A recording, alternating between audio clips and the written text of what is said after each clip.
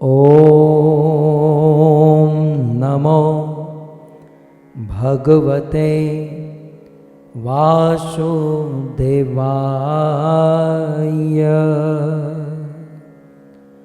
ॐ नमो भगवते वासुदेवाय।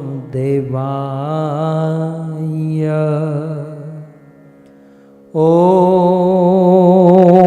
नमो भगवते वासुदेवाय। जय जय श्री राधा रमण, जय जय नवल किशोर,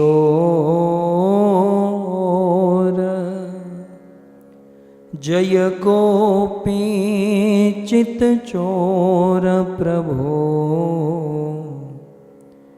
जय जय माखन चोर, जय जय माखन चोर। श्री कृष्णचंद्र भगवान की, जगत गुरु श्रील प्रभुपाद की। उपस्थित भगवत कथा अनुरागी इस ब्रजमंडल 84 कोस यात्रा में भाग लेने वाले समस्त यात्रीगण, इस सभा को परम सुशोभित करने वाले हमारे अंतर्राष्ट्रीय कृष्ण भावनामृत संघ इस्कॉन के वरिष्ठ भक्तगण, दूर दूर से देश विदेश से बड़ी भारी मात्रा में फेसबुक यूट्यूब आदि के माध्यम से इस यात्रा में भाग लेने वाले समस्त भक्तगण, हार्दिक स्वागत एवं आप सबके चरणों में हमारा प्रणाम। राधे श्याम। किसी ने बहुत सुंदर कहा है, समय समय बलवान है, नहीं मनुष्य बलवान है। समय समय बलवान है, नहीं मनुष्य बलवान, और काबे अर्जुन लूटियो, वही धनुष वही बाण है। अर्जुन जो महाभारत के रणांगन में सर्वोत्तम सर्वश्रेष्ठ धनुर्धर के पोस्ट पर था, जगत विख्यात पिनाक सारंग और गांडीव अर्जुन के पास था। जैसे एक बाज पक्षी छोटे छोटे तेतर को, छोटे छोटे पक्षी को चूथ देता है, वैसे अर्जुन ने कुरुक्षेत्र की रणभूमि में कौरवों की सेना को रौंद दिया। अपने गांडीव के टंकार से शिवजी को प्रसन्न करके पशुपशास्त्र धारण कर लिया। राजा द्रुपद की सभा में उस मत्स्य का भेदन करके अनेक राजा महाराजाओं के अभिमान को तोड़कर द्रौपदी को हासिल कर लिया। इतना ही नहीं, धरती पर रहने वाला अर्जुन स्वर्ग में इंद्र के आधे आसन को प्राप्त कर लिया। दुनिया में एक से एक पराक्रम किए अर्जुन ने, जो लोग सोच भी नहीं सकते हैं। लेकिन कवि बहुत सुंदर कहते हैं कि भाई समय समय की बात है, समय समय बलवान है। अर्जुन का समय था, है ना। दुनिया में भी हम देखते हैं कि जिसका समय अच्छा चलता है वो कोई भी बिजनेस करे, कि शेयर बाजार में कोई भी शेयर खरीदे, वो सब मंगल मंगल ही होता है, क्योंकि समय बलवान है। लेकिन वही अर्जुन जो एक से एक पराक्रम किया, वही अर्जुन एक दिन कोल भील के बच्चों के द्वारा युद्ध में हार गया। और हारा ही नहीं, उस कोल भील के बच्चों ने अर्जुन को बांध दिया। ये वही अर्जुन है, ये वही गांडीव है, ये वही रथ है, सब कुछ वही है। लेकिन उस समय अर्जुन का समय था और आज अर्जुन का समय नहीं है। तो समय समय की बात है। तो कुल मिलाकर सार क्या है? अर्जुन बलवान नहीं था, समझ रहे ना? अर्जुन बलवान नहीं था, अर्जुन का समय बलवान था। मनुष्य बलवान नहीं होता, मनुष्य का काल, मनुष्य का समय बलवान होता है। और मैं आपको कह दूं, जिस समय बलवान हो ना, अच्छे अच्छे काम कर लेने चाहिए। आज हमारा आपका समय बहुत बलवान है कि हम सब शरीर से स्वस्थ हैं, इंद्रियां काम कर रही हैं, खूब भजन करे, खूब साधना करे, खूब यात्राएं करे। जिस दिन समय पलटी मार दिया, जिस दिन समय बदल गया, ये कुछ नहीं हो पाएगा। तो कुल मिलाकर समय की अपनी महिमा है। और मैं अक्सर कहते आया हूं, देश, काल और पात्र, इन तीनों को समझकर जो काम कर लेता है, भगवत गीता में कृष्ण ने उनको बुद्धिमान माना है। कृष्ण तो हमें सिखाते हैं कि कर्म कौशलम, अर्जुन कुशलता पूर्वक एक्सपर्टाइज रखकर कर्म करना सीखो। और एक्सपर्टाइज क्या है, कुशलता क्या है? समय को ध्यान में रखकर कार्य करना सीखो। मैं इसलिए आपको कह रहा हूं क्योंकि वर्तमान में जो समय चल रहा है, ये अद्भुत समय है। 12 महीनों में 4 महीने उत्तम, और उस 4 महीने चतुर्मास में भी सर्वोत्तम महीना है कार्तिक मास, दामोदर मास। और ऐसा पवित्र कार्तिक मास चल रहा है, बहुत सुंदर समय चल रहा है प्रभु। और ऐसे समय में यदि हम भजन न करें, साधना न करें, यात्रा न करें, तब तो धूल पड़ी हमारे जीवन में है? तब तो जीव का सबसे बड़ा दुर्भाग्य होगा। विपद नैव विपदम, हम और आप जिसको विपत्ति समझते हैं, वो विपत्ति नहीं है। विपत्ति वो है जो इतने सुंदर समय में, इतने सुंदर काल में हम शुभ कर्म, सत्कर्म करना चूक जाए। मैं बहुत प्रसन्न हूं, मैं मेरी प्रसन्नता व्यक्त करूं आप सभी भक्तों के लिए। आप सभी भक्त समय का सदुपयोग कर रहे हैं। मेरे कृष्ण की दृष्टि से वास्तव में आप सब भक्त बड़े बुद्धिमान हो और समय को वास्तविक रूप से इस्तेमाल कर रहे हो। पद्म पुराण में ये जो वर्तमान समय चल रहा है, कार्तिक मास, कार्तिक महीना, इसकी बहुत सुंदर महिमा नारद मुनि बताते हैं। आइए चंद श्लोक में आपके बीच में प्रस्तुत करूं। यूं तो आप सब कार्तिक मास की महिमा जानते ही हैं और महिमा जानकर कार्तिक मास में भजन करते ही हैं, लेकिन शास्त्र के इन श्लोकों को यदि पढ़ा जाए, समझा जाए, तो और उत्साह बढ़ता है और बात दृढ़ होती है, एक प्रमाण के साथ सिद्ध होता है। तो बहुत सुंदर कार्तिक महिमा में यह बात बताई गई है। कार्तिक महिमा पद्म पुराण का ये श्लोक है। पद्म पुराण में यह निवेदन करते हुए कहते हैं, यथोक्त कारिणम दृष्ट्वा कार्तिक व्रतिनम नरम यमदूता पलायन्ते गजा सिंहार्दिता इव। कितनी सुंदर बात है। यथा उक्त कारिणम दृष्ट्वा, सबसे पहले यह समझ लीजिए कि इस कार्तिक महीने में जो हम भजन साधन करते हैं, ये भजन साधन शास्त्र के अनुसार होना चाहिए। ये पहली लाइन में कहते हैं, यथा, जिस प्रकार से, उक्त कारिणम, इसी पद्म पुराण में, वेदों में, शास्त्रों में जो बताया गया है कि कार्तिक महीने में क्या क्या करना चाहिए। कई बार हम लोग हमारे मनमाने ढंग से साधन भक्ति करते हैं, लेकिन ये गलत है। शास्त्र के अनुसार उक्त कारिणम, यहां इस शास्त्र में जो पहले बताया गया उस प्रकार से कार्तिक व्रतिनम नरम, जो नर जो मनुष्य कार्तिक व्रत का पालन करता है। फिर से मैं स्मरण करा दूं, नरम शब्द बड़ा महत्वपूर्ण है। ये कार्तिक महीना नरम माने नरों के लिए, मनुष्यों के लिए है, कुत्ते बिल्ली के लिए नहीं है। और दूसरे शब्दों में जो कार्तिक महीने का पालन नहीं करते हैं वो नरम, वो मनुष्य है ही नहीं।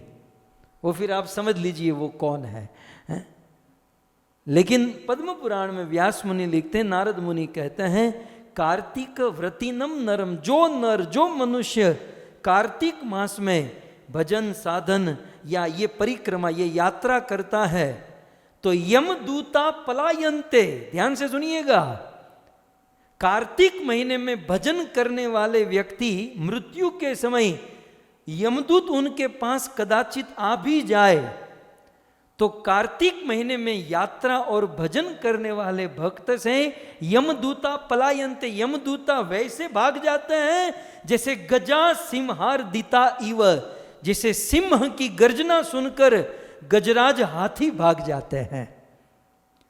जैसे वन में वनराज केसरी सिंह गर्जना करते हैं तब हाथी के झुंड भाग जाते हैं, वैसे कार्तिक मास का पालन करने वाले भक्त से यमराज के दूत उसी प्रकार से पलायन कर जाते हैं, उसी प्रकार से भाग जाते हैं। तो ये है कार्तिक की महिमा। कार्तिक इसका अर्थ यही हुआ कि कार्तिक व्रत जो है, कार्तिक व्रती मनुष्य सिंह की तरह है, और जैसे सिंह की गर्जना से छोटे मोटे पशु पक्षी भाग जाते हैं, वैसे कार्तिक महीने में भजन करने वाले भक्त से ये छोटे मोटे सारे पाप हृदय को छोड़कर दूर भाग जाते हैं।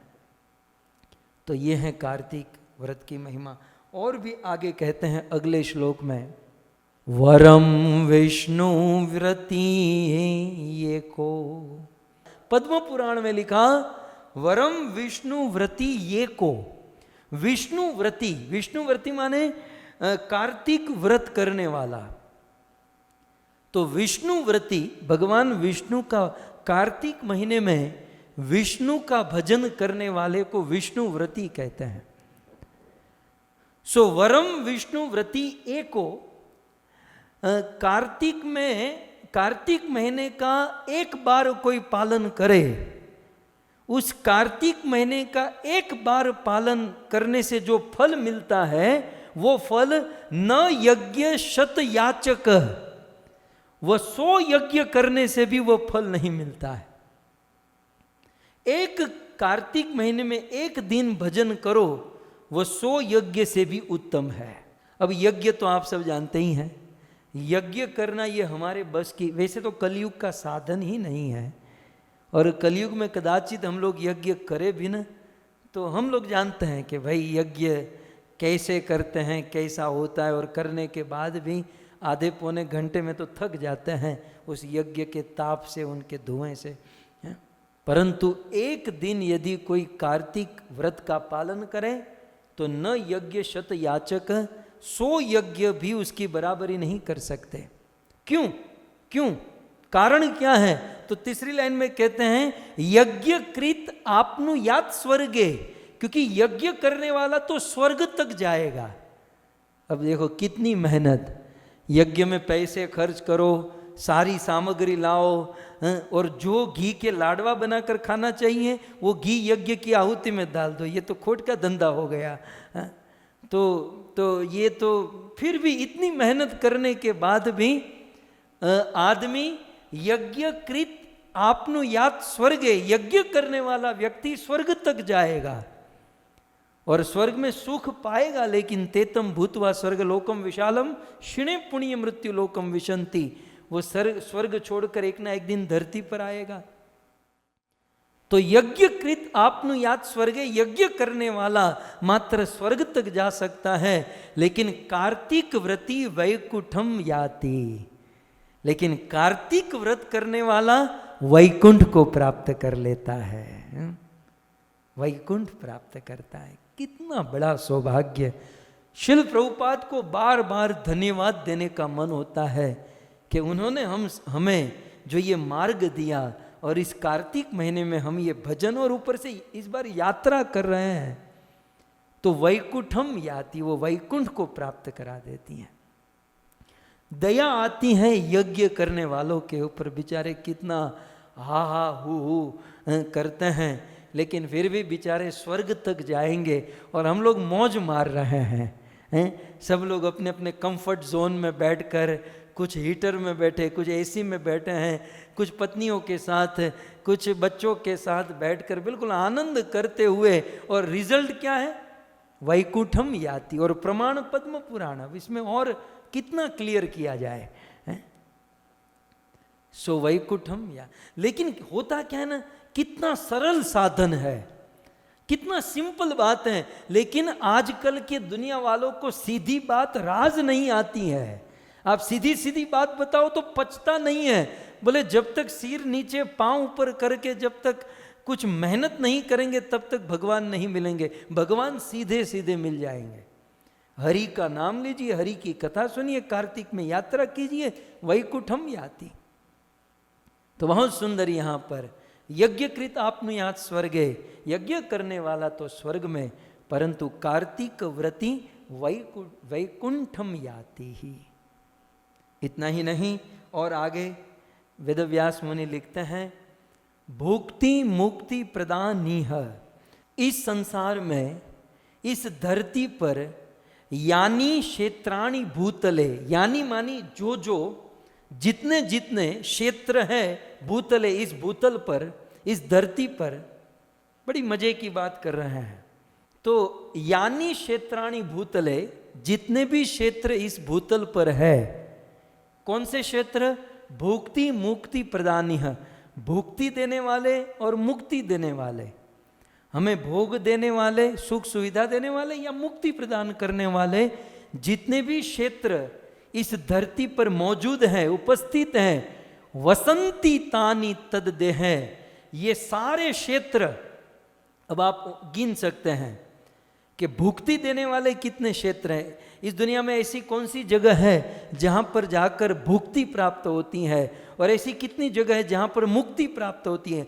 काशी में कोई जाए तो मुक्ति मिलती है ना, हरिद्वार में जाए मुक्ति मिलती है।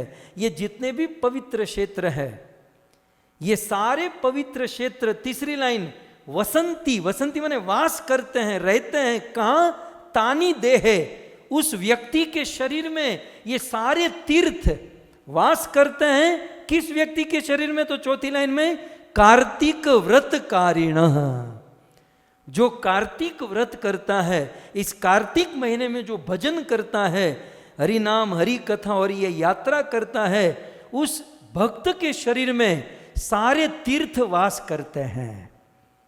इसका अर्थ, कार्तिक महीने में भजन करने वाला व्यक्ति चलता फिरता तीर्थ है। आज मैं गर्व से कहूं कि इस आयोजन से ऑस्ट्रेलिया में तीर्थ घूम रहे हैं ये श्यामानंद प्रभु तीर्थ बनकर, क्योंकि कार्तिक व्रत का पालन करते हैं, वो स्वयं तीर्थ हो जाते हैं। और तीर्थम कुर्वन्ति तीर्थानि, जहां जहां जाते उसे पवित्र कर सकते हैं। सो वसंती तानि तद्दे है, इस संसार में भुक्ति और मुक्ति प्रदान करने वाले समस्त क्षेत्र कार्तिक मास में भजन करने वाले भक्त में वास करते हैं। अर्थात वह भक्त तीर्थ के समान पवित्र हो जाता है जो कार्तिक व्रत का पालन। और हमारा तो कितना बड़ा सौभाग्य है, एक तो कार्तिक व्रत का पालन करते हैं तो हम स्वयं तीर्थ हो चुके हैं, और साथ ही साथ ब्रजमंडल 84 कोर्स तीर्थ में हम लोग भ्रमण कर रहे हैं। सो डबल लाभ प्राप्त हो रहा है। और एक श्लोक ले लेते हैं, और इसके बाद वाले अगले श्लोक में कहते हैं, कार्तिक व्रति नः पुंसो, कार्तिक व्रत करने वाले मनुष्यों की विष्णु वाक्य प्रणोदिता, भगवान विष्णु ने ऐसा वाक्य कह दिया है, अर्थात भगवान विष्णु ने सारे देवी देवताओं को बुलाकर एक बार ऑर्डर कर दिया, आदेश दे दिया। क्या आदेश दिया? भगवान विष्णु ने एक दिन सभी देवी देवताओं को, देवराज इंद्र आदि को बुलाकर आदेश दिया कि जो व्यक्ति कार्तिक व्रत का पालन करता है, अर्थात कार्तिक महीने में भजन करता है, तो उन सभी भक्तों की आपको रक्षा करनी है। आप सेपरेट, आप पर्सनल उन भक्तों की रक्षा करोगे जो कार्तिक व्रत का पालन करेंगे। तो इसमें लिखा है कार्तिक व्रतिनः पुंसो, जो पुरुष कार्तिक व्रत रहता है तो विष्णु वाक्य प्रणोदिता, भगवान विष्णु ने वाक्य कह चुके हैं। क्या कहे हैं? रक्षाम कुर्वेति, कि उस भक्त की रक्षा करनी है। किसको? शक्र, शक्र माने इंद्र, इंद्र को शक्र कहते हैं, शक्र नहीं है, शक्र। अब आपके मन में प्रश्न होगा, इंद्र को शक्र क्यों कहते हैं? श माने शत, श माने 100 और क्र माने यज्ञ। तो जो 100 अश्वमेघ यज्ञ करता है वो इंद्र बनता है। तो इसको शत क्र यज्ञ, इसको शॉर्टकट में कह दिया शक्र। तो शक्र माने इंद्र, तो शक्राधा, इंद्र आदि। तो कार्तिक व्रतिनः पुंसो, जो पुंस, जो मनुष्य कार्तिक व्रत रहता है, तो भगवान विष्णु ने पहले से ही वाक्य कह चुके हैं कि रक्षाम कुर्वेति शक्राधा, इंद्र आदि देवता कार्तिक में भजन करने वालों की रक्षा करते हैं। कैसे? राजानम किंकरम यथा, जैसे राजा के सेवक, राजा के नौकर जैसे राजा की सेवा करते हैं, वैसे कार्तिक में भजन करने वाले भक्तों की वो देवी देवता वैसे सेवा करते हैं जैसे राजा के सेवक राजा की सेवा करते हैं। इसलिए इस कार्तिक में भजन करने वालों के लिए ये इंद्र आदि देवी देवता उनके सेवक हो जाते हैं।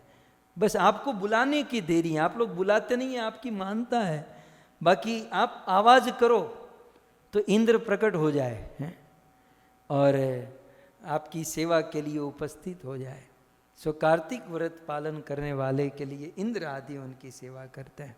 और इसलिए अगले श्लोक में विष्णु व्रत करो नित्यम यत्र तिष्ठति पूजितः, ये विष्णु व्रत, कार्तिक व्रत को विष्णु व्रत भी कहते हैं क्योंकि ये कार्तिक महीना विष्णु का है, भगवान राधा दामोदर का है।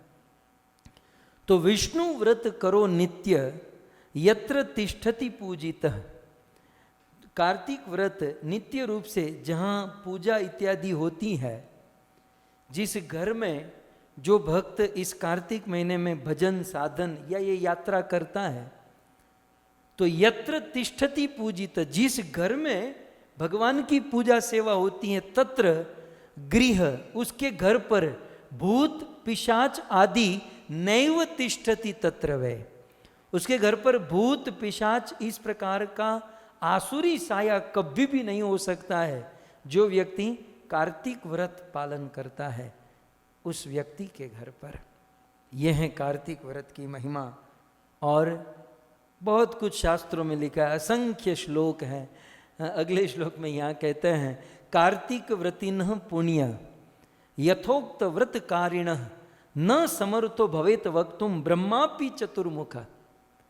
कार्तिक व्रत करने से, इस कार्तिक महीने में भजन करने से जो पुण्य मिलता है, मतलब जो फल मिलता है, न समर्थो भवेत वक्तुम, ब्रह्मा भी उसको बोलने में समर्थ नहीं है। यद्यपि चतुर्मुख ही ब्रह्मापि, यद्यपि ब्रह्मा के 4 मुख है, 4 मुख वाले ब्रह्मा भी कार्तिक व्रत की महिमा नहीं बता सकते।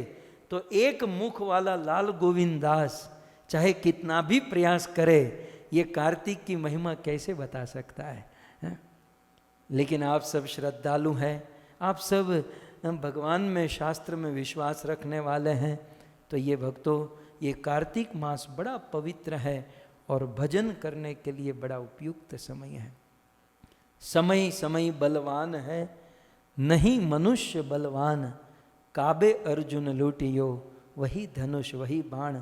अर्जुन का समय जब बलवान था तब काबे को मार दिया होता तो अच्छा था। जब समय अच्छा होता है तब काम कर लेना चाहिए। आज जब हाथ पांव चल रहे हैं, जब सुंदर पवित्र काल आ चुका है, तो इस काल में, इस कार्तिक महीने में खूब भजन करना चाहिए, साधन करना चाहिए और जीवन को धन्य करना चाहिए। तो आइए इस पवित्र कार्तिक महीने में हम सब सुंदर ब्रज 84 कोस ब्रज मंडल परिक्रमा कर रहे हैं और आज इस ब्रज मंडल परिक्रमा का 11वां दिन है। आज मैं एक आपको विशेष, अब रोज जैसे मैंने आपको कहा था, कुछ कार्तिक महिमा सुनेंगे, कुछ ब्रज महिमा सुनेंगे। ब्रज की भी बहुत बहुत महिमा हमारे आचार्यों ने, हमारे साधु संतों ने शास्त्रों में कही है। लेकिन हम सब जब परिक्रमा के लिए उपस्थित हुए हैं तो भक्तों, ये जो मैं आप सबको ब्रज परिक्रमा करा रहा हूँ, इसमें 10 वस्तु बड़ी महत्वपूर्ण है। जैसे जब भगवत गीता की कथा होती है ना, तो सबसे पहले निवेदन किया जाता है कि भगवत गीता में 5 तत्व मूल रूप से हैं: ईश्वर, जीव, प्रकृति, काल और कर्म। श्रीमद् भागवतम में आप चले तो भागवत के 10 तत्व होते हैं: सर्ग, विसर्ग, स्थान, पोषण, उतय, मनवंतर, ईशानुग्रह, निरोध, मुक्ति और आश्रय। ये भागवत के तत्व हैं। रामायण की कथा हो तो रामायण के कुछ तत्व हैं। आज हम 30 दिन तक ये ब्रज मंडल 84 कोस यात्रा परिक्रमा कर रहे हैं। तो इस ब्रज मंडल 84 कोस परिक्रमा में भी 10 तत्व का वर्णन है। शायद आपने कहीं पढ़ा लिखा सुना नहीं होगा, लेकिन कुछ संतों के सानिध्य में रहकर, कुछ आचार्यों के मुख से सुनकर जो हमने तय किया है, इस परिक्रमा में 10 तत्व को समझना अत्यंत आवश्यक है। और इस परिक्रमा में 10 तत्वों को खोजना है, 10 तत्वों के साथ रहना है, इस 10 तत्वों को हमें समझना है।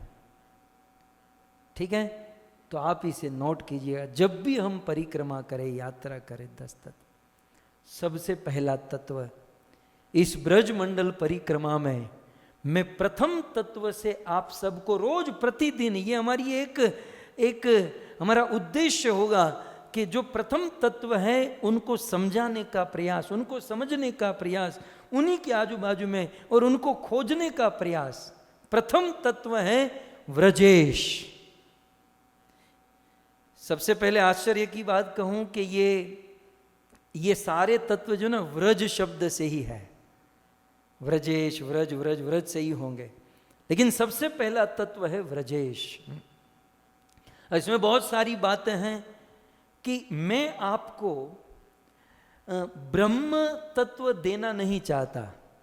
हम आपको ब्रह्म के बारे में सुनाना नहीं चाहेंगे। इस खास करके कार्तिक ब्रजमंडल परिक्रमा में हम ब्रह्म को नहीं ढूंढेंगे, हम ढूंढेंगे किसको? ब्रजेश को, ब्रजराज को। आप कहोगे ब्रह्म में और ब्रजेश, ब्रजराज में क्या अंतर है? एक अंदर की बात करता हूं। ये जो ब्रह्म है ना, ये ब्रह्म जिसे हम कहते हैं, ये परमात्मा हम जिसे कहते हैं, ये ब्रह्म, ये परमात्मा जो है ना, वो तराजू लेकर बैठा है कि इतना तपस्या करते हो तो इतना फल मिलेगा, इतना भजन करते हो तो इतना फल मिलेगा। ये यथा माम प्रपद्यन्ते ताम तथैव भजाम्यहम्। ब्रह्म जो है, परमात्मा तत्व जो है, वह हमारे कर्मों का लेखा जोखा, वो बहुत बुद्धि प्रदान और हाथ में तराजू लेकर तोलता है। लेकिन ब्रजेश जो है वो तराजू लेकर तोलने के लिए नहीं बैठा। ब्रजेश को आप कृष्ण करके पुकारो तो दौड़ कर आता है और आपके गोद में बैठ जाता है और वात्सल्य भाव में आपके साथ काली घेली तोतली भाषा में बात करने लगता है। ब्रजेश जो है वो कर्मों के हिसाब किताब को तोलता नहीं। ब्रजेश जो है वो एकमात्र प्रेम करना जानता है, एकमात्र प्रेम बांटना जानता है। इस ब्रज मंडल 84 कोस परिक्रमा में हम ब्रजेश को समझने का प्रयास करेंगे। यूं तो भगवान के अनेकों रूप स्वरूप अवतार हैं, लेकिन हमें जिसको खोजना है वो है बजेंद्र नंदन श्याम सुंदर। तो परिक्रमा का प्रथम तत्व है ब्रजेश। इस परिक्रमा का दूसरा तत्व है ब्रज भूमि। जैसे मैंने पहले ही कहा, भगवत गीता के 5 तत्व, श्रीमद् भागवत के 10 तत्व। तो आज हम और आप जब ये ब्रजमंडल परिक्रमा कर रहे हैं तो इसके भी 10 तत्व। प्रथम ब्रजेश, दूसरा तत्व है ब्रजभूमि। ये ब्रजभूमि जिसमें 5 तत्व निहित है। ये ब्रजभूमि ऐसी भूमि है जहाँ समस्त देवी देवता विराजमान है। कल हमने सुना कि इस ब्रजभूमि में समस्त तीर्थों का वास है। सारे तीर्थ ब्रजभूमि का आश्रय लेकर रहते हैं। इस परिक्रमा का, इस यात्रा का दूसरा तत्व ब्रजभूमि। इस यात्रा का तीसरा तत्व है ब्रज भाषा। हमें यात्रा के दौरान जो सीखना है, समझना है, जो हमें प्राप्त करना है, वो क्या है? ब्रज भाषा। देखिए, कृष्ण को यदि समझना है ना, तो कृष्ण की भाषा को यदि थोड़ा सा समझे तो और रस और आनंद आ सकता है। अब कृष्ण को यदि समझना है तो कृष्ण की भूमि पर यदि हम जाए, कृष्ण जहाँ रहते उस स्थल पर जाए, तो दूसरे तत्व ब्रज भूमि हुई और तीसरा तत्व ब्रज भाषा। कृष्ण की भाषा बड़ी मधुर है। भगवान श्री कृष्ण स्वयं कहते हैं कि सो नहीं स्वाद ब्रह्म स्तुति में। अब इस दुनिया में सबसे उत्तम भाषा तो संस्कृत है और ब्रह्मा आदि देवी देवता संस्कृत में भगवान के गुणगान करते हैं। लेकिन कृष्ण कहते हैं सो नहीं स्वाद ब्रह्म स्तुति में, ऐसी ब्रज की मीठी गारी। मुझे संस्कृत के श्लोकों में जो बड़ी बड़ी स्तुति, बड़ी बड़ी प्रार्थना की जाती है, उसमें उतना आनंद नहीं आता जितना आनंद ब्रज भाषा की गाली में आता है। तो कारो है, करूटो है। ये कृष्ण के सखा कृष्ण को सारे कह के बुलाते हैं, सारे। और अनेकों प्रकार से ब्रज भाषा में ये जो आज भी ब्रज में परंपरा है कि सहज ब्रज भाषा के लोग, ब्रजवासी गण कृष्ण को गाली देते हैं, लेकिन कृष्ण को वह गाली सुनने में जो आनंद है, वो आनंद ब्रह्मा की स्तुति में भी नहीं है। तो हमें जो प्राप्त करना है इस ब्रजमंडल परिक्रमा में, वो है ब्रज भाषा। प्रयास करना चाहिए कि ब्रज भाषा को हम पकड़ सके, सीख सके। यदि न बोल सके, सीख सके, लेकिन जो जहाँ ब्रज भाषा होती है उसका आदर अवश्य करे, रिस्पेक्ट करे। चौथा तत्व है ब्रजभूषा। हमें जो प्राप्त करना है, सीखना है, ब्रजभूषा। ब्रजभूषा ऐसी चीज है जिससे कृष्ण बड़े प्रसन्न होते हैं। હું તો ગુજરાતીમાં ઘણી વાર કહું કે આપણે એવા કપડાં પહેરીએ કે કૃષ્ણ આપણને જોવે ને તો આપણે એના પોતાના લાગીએ। कृष्ण को ऐसा लगे कि ये तो अपना आदमी है, ये तो मेरा आदमी है, ये तो मेरे ब्रज का है। तो ब्रज वस्त्र, जैसे हमारी माताएं गोपी ड्रेस पहनती हैं, तो ये गोपों को भी कुछ डालना चाहिए, धोती कुर्ता आदि, ताकि कृष्ण को लगे कि ये अपना है। विचार करो, पूतना नाम की राक्षसी क्रूर थी, कायर थी, विष लगाकर मारने के लिए आई थी, लेकिन व्रज भूषा पहनकर आई थी। कृष्ण प्रसन्न हो गए। जो भी है, जैसी भी है, लेकिन अपने टाइप की है। ब्रज वास, ब्रज भूषा पहनकर आई है। तो हमें पूर्ण प्रयास करना चाहिए ब्रज भूषा धारण करें। और मैं अक्सर कहूँ कि आप स्कूल में जाते हो तो अलग कपड़े रखते हो, है ना। आप कहीं पिकनिक में जाते हो तो अलग कपड़े पहनते हो, ऑफिस में जाते हो तो अलग कपड़े पहनते हो, बीच पर नहाने जाते हो तब तो कुछ अलग ही कपड़े पहनते हो। आप रात को सोने जाते हो तो नाइट ड्रेस अलग कपड़े पहनते हो। जब सभी जगह के अलग कपड़े हैं तो भजन साधन भक्ति करने के अलग कपड़े नहीं होने चाहिए, अलग वस्त्र नहीं होने चाहिए। बस वही बरमूडा पहनकर हरे कृष्ण शुरू कर देना चाहिए। जब जीवन के सभी कार्य में हम अलग अलग वस्त्र पहनकर करते हैं तो भजन करते समय हम ब्रजभूषा धारण करें तो कृष्ण कितना प्रसन्न हो। कृष्ण को ये फीलिंग होती है कि मेरा आदमी है। भाल में तिलक हो, गले में कंठी हो, शीका हो, और धोती कुर्ता हो। सो चौथा तत्व है ब्रजभूषा, तीसरा है ब्रजभाषा, चौथा ब्रजभूषा। ब्रजभाषा के विषय में एक संत ने कहा, ब्रजभाषा के आगे सभी भाषा छोटी, जा भाषा में प्रभु ने मांग मांग खाई रोटी है। तो ब्रजभाषा की महिमा है, ब्रजभूषा की महिमा है। पांचवा तत्व है ब्रज भोजन। जब भी हम यात्रा करें, परिक्रमा करें, तो आग्रह रखें कि हम ब्रज भोजन खाएं। मैंने कल कहा था ना, यात्रा में जाकर पिज्जा पास्ता मत ढूंढे। यात्रा में जाकर हम लोग हमारी बस वही फिरंगी वस्तु मांगते हैं और बस वही वस्तु खाने के पीछे। ब्रज भोजन की भी बड़ी महिमा है। ब्रजवासी गण क्या कहते हैं हिंदी में, हमारे गुजराती में केड़ा कहवाई, केरड़ा, हिंदी में शायद टेटी कहते हैं, केड़ा। उसकी सब्जी खाते हैं और रोटी खाते हैं, जवार की रोटी, बाजरी की रोटी। ब्रजवासी गण ये खाते हैं और आनंद कर, और छाछ पीते हैं। ये हैं ब्रज भोजन। तो पांचवा तत्व है ब्रज भोजन। जब भी ब्रज परिक्रमा करें, यात्रा करें, तो इन पर कंसंट्रेट होना चाहिए कि ब्रज भोजन करेंगे।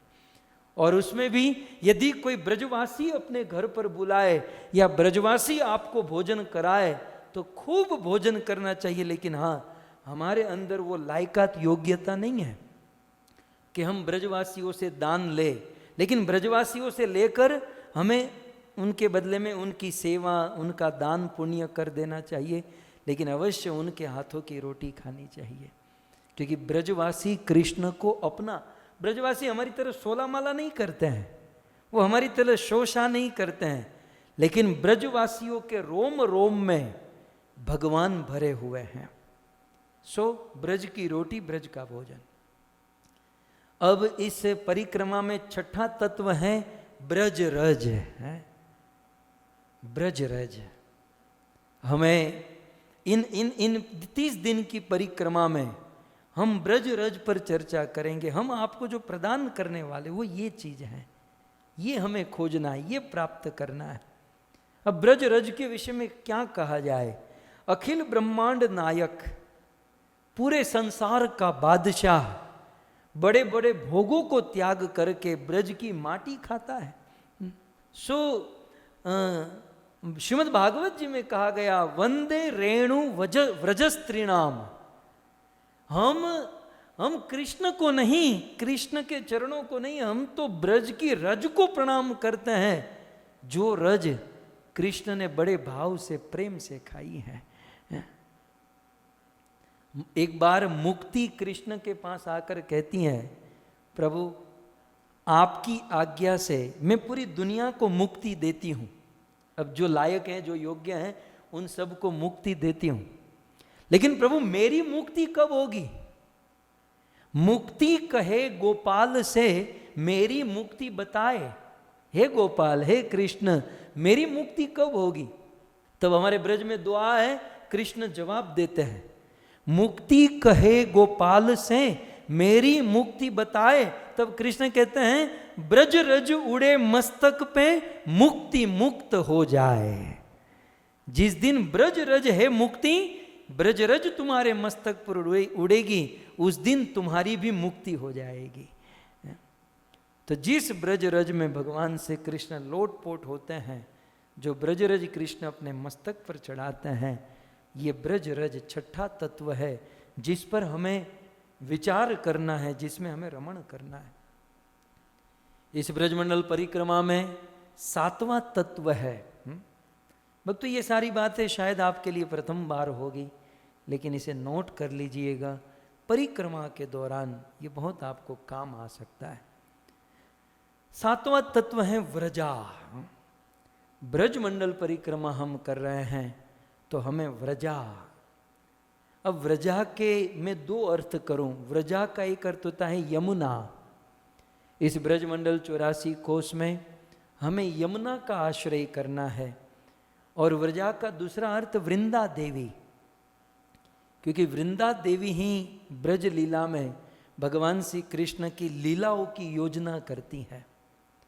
सो वृंदा और यमुना आप दोनों ले लीजिए, इन दोनों का आश्रय करना है, दोनों के आश्रय में रहकर उनको समझना है, उनको प्राप्त करना है। 7वां तत्व। 8वां तत्व गिरिराज। गिरिराज जिसे पूरे ब्रज मंडल का, ध्यान रखिए, वैसे जतिपुरा गिरिराज का मुख है, राधा कुंड, श्याम कुंड गिरिराज गोवर्धन का मुख है, लेकिन ये छोड़ो, ब्रज 84 कोष, ये पूरे ब्रज 84 कोष का मुख जो है वो गिरिराज गोवर्धन है। पूरे ब्रज 84 कोष का मुकुटमणि, पूरे ब्रज 84 कोष का तिलक जो है वो गिरिराज गोवर्धन है। तो ये हमारा 8वां तत्व है जिसके आश्रय में रहना है, जिसे समझना है। ये ब्रजमंडल परिक्रमा का 8वां तत्व। ब्रजमंडल परिक्रमा का 9वां तत्व, और वो है व्रजवासी। ये व्रज इसलिए हैं, ये व्रज की महिमा इसलिए इतनी अधिक है क्योंकि व्रज में व्रजवासी रहते हैं। यदि व्रजवासी न हो ना तो कृष्ण की कोई वैल्यू नहीं है, हवा आने दे, ऐसा ही कह देंगे। कृष्ण ब्रज में इसलिए सुशोभित हैं, कृष्ण ब्रज में इसलिए सुशोभित होते हैं क्योंकि ब्रज में व्रजवासी है, और व्रजवासी कृष्ण के वैभव है, कृष्ण का श्रृंगार है। हमारे ब्रह्म मध्व गौड़ीय धारा में शायद देवकी नंदन दास जी ने भजन लिखा, वृंदावन वासी यत वैष्णवेर गण, प्रथम वंदन करी तहार चरण। सबसे पहले मैं वृंदावन वासी के चरणों में वंदन करता हूँ और फिर मैं आगे कोई कार्य करता हूँ। क्यों? क्योंकि चैतन्य महाप्रभु ने कहा था कि ब्रजवासी गणेर मोर सहज प्रीति, व्रजवासियों के साथ मेरी सहज प्रीति है। कई बार हम लोग व्रज में जाते हैं और व्रजवासियों के साथ झगड़ा करते हैं, व्रजवासियों को गाली गलौज, वो तो अपने स्वभाव में उनकी लीलाई, जैसे कृष्ण को कोई नहीं समझ सकता वैसे कृष्ण के भक्त व्रजवासियों को कोई नहीं समझ सकता। लेकिन इस परिक्रमा का 9वां तत्व व्रजवासी गण है। हमें व्रजवासियों के चरणों में कृपा की भीख मांगनी चाहिए। मैंने पहले ही कहा कि वो हमारी तरह तिलक कंठी हरिनाम जब शायद न करें, लेकिन उनके हृदय में कृष्ण के प्रति जो संबंध है, उनके हृदय में कृष्ण के प्रति जो भावना है, वो हमारे अंदर दूर दूर तक नहीं है। वे लोग कृष्ण को अपना बेटा मानते हैं, वो कृष्ण को अपना संबंधी मानते हैं। वो भावना हमें व्रजवासियों से ग्रहण करनी है। उनकी बाहरी क्रिया शायद हमारे समझ में, वो कल्चर शायद हमारे भेजे में न उतरे, लेकिन व्रजवासी बहुत ऊंची चीज है। और व्रज में जन्म लेना ये बहुत बहुत कठिन है भक्तों। व्रज में सबको जन्म नहीं मिलता, व्रज में जन्म मिला है, इसका अर्थ है भगवान ने सैंक्शन किया है। एक बात समझ लीजिए, अमेरिका में इलेक्शन होता है, अमेरिका में जो इलेक्ट होता है वो वॉशिंगटन डीसी में जाकर बैठता है। इंडिया में पब्लिक के द्वारा जो इलेक्ट होता है वो दिल्ली में जाकर बैठता है, लेकिन कृष्ण के द्वारा जो सिलेक्ट होता है वो वृंदावन में जाकर बैठता है। दुनिया में इलेक्शन चलता है, लेकिन ब्रज वृंदावन में इलेक्शन नहीं, श्याम सुंदर का सिलेक्शन चलता है। और वो भी सिलेक्शन श्याम सुंदर नहीं, श्रीमती राधा रानी के द्वारा होता है। तो श्रीमती राधा रानी जिसे सिलेक्ट करती हैं वो ब्रज में वास करता है। एक बात समझ लीजिए, व्रज के लता पता, ब्रज के बंदर भी हमसे कोटि गुना पवित्र हैं, क्योंकि पूर्व जन्म में उन्होंने बहुत भजन भक्ति की होगी और कोई एक दो छोटे मोटे अपराध किए होंगे ताकि उनको ब्रज में बंदर बनकर जन्म धारण हुआ।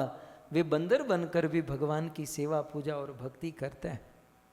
और पुराणों में तो कथा भी आती है ना कि एक बार भगवान श्री कृष्ण ने सारे तीर्थों को बुलाया और सभी तीर्थों के राजा के रूप में प्रयाग, तीर्थराज प्रयाग को घोषित कर दिया, भाई तुम सबके राजा हो। 1 साल के बाद प्रयाग ने मीटिंग बुलवाई, सारे तीर्थों को अपने पास बुलाया और सभी तीर्थ प्रयाग के पास आए, लेकिन वृंदावन नहीं गया, व्रज नहीं गया। तो प्रयाग को बड़ा क्रोध आ गया कि बोले मैं लीडर हूं, प्रेसिडेंट हूं, मैं ये हूं वो हूं, सारे तीर्थ आते हैं, ये क्यों अटेंडेंस नहीं दे रहा है। तो प्रयाग भगवान कृष्ण के पास आया और कहने लगा कि सारे तीर्थों को मैंने बुलाया, सब आए, ये वृंदावन नहीं आया। तब कृष्ण कहते हैं मैंने तुझे तीर्थों का राजा बनाया है, मेरे घर का राजा नहीं बनाया। ये वृंदावन कोई तीर्थ नहीं, ये मेरा घर है? और तूने ये हरकत की है तो मैं श्राप देता हूं कि तुझे वृंदावन में सूअर बनकर भटकना होगा। तो वृंदावन में जो आज सूअर आप देखोगे, वो सूअर और कोई नहीं, देवराज इंद्र है, उसे भी प्रणाम कीजिएगा। सो ब्रज का 9वां तत्व है व्रजवासी गण, और ब्रज का 10वां तत्व है व्रज वेणु। 10वां अंतिम तत्व है व्रज की वेणु, बांसुरी। दुनिया को नचाने वाला, पूरी दुनिया को नचाने वाला श्याम सुंदर ब्रज में बांसुरी पर स्वयं नाचता है। कृष्ण को कोई कंट्रोल नहीं कर सकता, लेकिन भागवत में वर्णन है युगल गीत में कि जब कृष्ण बांसुरी सुनते हैं, जब बांसुरी बजती है तो कृष्ण भी अनकंट्रोल्ड हो जाते हैं। कृष्ण को कोई झुका सकता है? मुझे आप बताइए, दुनिया में कोई ऐसी पर्सनालिटी पैदा हुई है कि जो कृष्ण को झुका दे?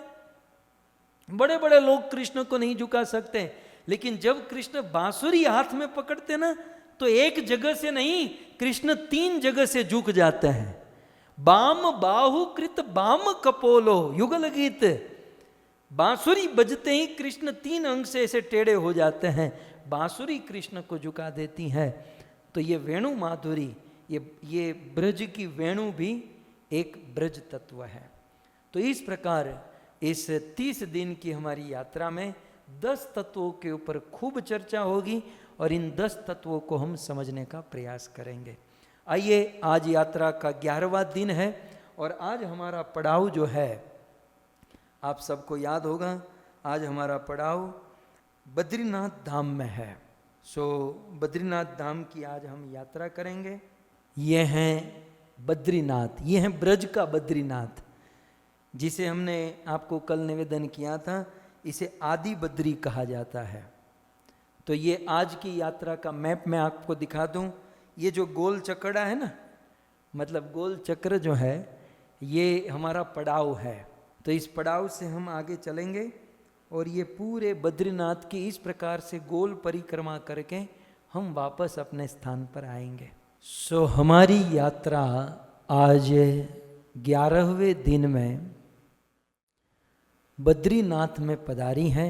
एक रात इस आदि बद्री में हम सब ने विश्राम किया और आज हम बद्रीनाथ की परिक्रमा करेंगे।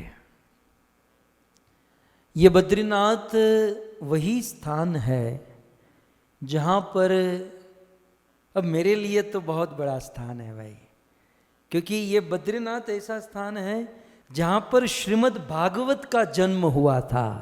जैसे राम जन्मभूमि होती है, जैसे कृष्ण जन्मभूमि होती है, वैसे बद्रीनाथ ये भागवत जन्मभूमि है। श्रीमद् भागवत का जन्म बद्रीनाथ धाम में हुआ था और भागवत आस्वादन करने वालों के लिए, जिसका जीवन भागवत है, उन भक्तों के लिए ये बद्रीनाथ धाम बड़ा उपाध्यायी है, बड़ा महत्वपूर्ण है। छोटी सी कथा श्रीमद् भागवत के अनुसार हम सुनकर एक एक स्थान की परिक्रमा करते हुए हम आगे बढ़ें। श्रीमद् भागवत जी में ऐसा वर्णन है, श्री वेदव्यास मुनि कलयुग में, खास करके कलयुगी मनुष्यों का उद्धार करने के लिए ग्रंथों का निर्माण करने के लिए बैठे। ग्रंथ तो थे, सृष्टि के प्रारंभ से ही भगवान ने वेद प्रदान किए थे। सो वेद, शास्त्र, पुराण सृष्टि के प्रारंभ से ही थे, लेकिन वह सब स्मृति में थे। गुरु ने शिष्य को कहा, शिष्य ने अपने शिष्य को, उन्होंने अपने शिष्य को, माने सबके दिमाग में थे वेद, लेकिन कलयुग आने वाला था यह सोचकर वेदव्यास मुनि उन स्मृति में, उन दिमाग में रहे हुए वेद को कागज पर लिखने लगे, लिपिबद्ध करने लगे। सर्वप्रथम श्री वेदव्यास मुनि ने मानव समाज पर कल्याण करने के लिए एक वेद के 4 वेद बनाए, ऋग्वेद, सामवेद, अथर्ववेद और यजुर्वेद। फिर भी व्यास मुनि को लगा कि स्त्री शूद्र द्विज बंधु नाम त्रयी न श्रुति गोचरः, स्त्री शूद्र और द्विज बंधुओं का अधिकार वेदों में नहीं है। अतः वेदव्यास मुनि ने महाभारत की रचना की। 1,00,000 श्लोक जिसमें थे, ऐसा महाभारत ग्रंथ लिखा। तब भी वेदव्यास मुनि को संतुष्टि नहीं मिली। तब उन्होंने 108 उपनिषद लिखे, कठ उपनिषद, केन उपनिषद, श्वेताश्वर उपनिषद, ईश उपनिषद, कली संतरण उपनिषद, 108 उपनिषद लिखे, 4 वेद, 108 उपनिषद, महाभारत ग्रंथ लिखे। अनेकों श्रुति और स्मृति का उन्होंने, श्रुति और स्मृति को भी लिखा। फिर भी वेदव्यास मुनि का मन नहीं भरा। तब वे पुराण लिखने लगे। वेदव्यास मुनि ने मार्कंडेय पुराण, ब्रह्म पुराण, शिव पुराण, वराह पुराण, विष्णु पुराण, नरसिंह पुराण, अग्नि पुराण, भविष्य पुराण, एक के बाद एक पुराण लिखते गए। ये लिखते लिखते 17 पुराण, 17 पुराण वेदव्यास मुनि ने लिख दिए। इतना कुछ व्यास मुनि ने लिखा, लेकिन आश्चर्य की बात यह थी कि वेदव्यास मुनि का मन संतुष्ट नहीं था। उनको कुछ घट रहा था। स्वयं भगवान है, भगवान के शक्त्यावेश अवतार, लेकिन समझ नहीं पाए कि घट क्या रहा है। यह भी भगवान की एक लीला समझिए, मानव समाज को सीख देने के लिए कि कोई व्यक्ति कितना भी महान हो जाए, लेकिन याद रहे उसे गुरु की आवश्यकता अवश्य होती है। वेदव्यास जैसे वेदव्यास स्वयं समझ नहीं पाए कि मेरी रचना में क्या कमी है, हृदय द्रवित है, मन में कष्ट है, और एक दिन मंदाकिनी की पवित्र धारा में स्नान करके बैठे हैं और मन में चिंता है। और उसी समय वेदव्यास मुनि के गुरु, भगवान के मनो अवतार ऐसे नारद मुनि अपनी वीणा बजाते हुए बद्रीनाथ धाम में, बद्रिकाश्रम में पहुंच गए। अब दुखी समय में जो काम आए वही तो गुरु है ना। बाकी सुखी समय में तो सब साथ में होते हैं, जब दुख आता है तब सब रफू चक्कर। लेकिन धन्य है नारद मुनि, वेदव्यास जी के पास आए।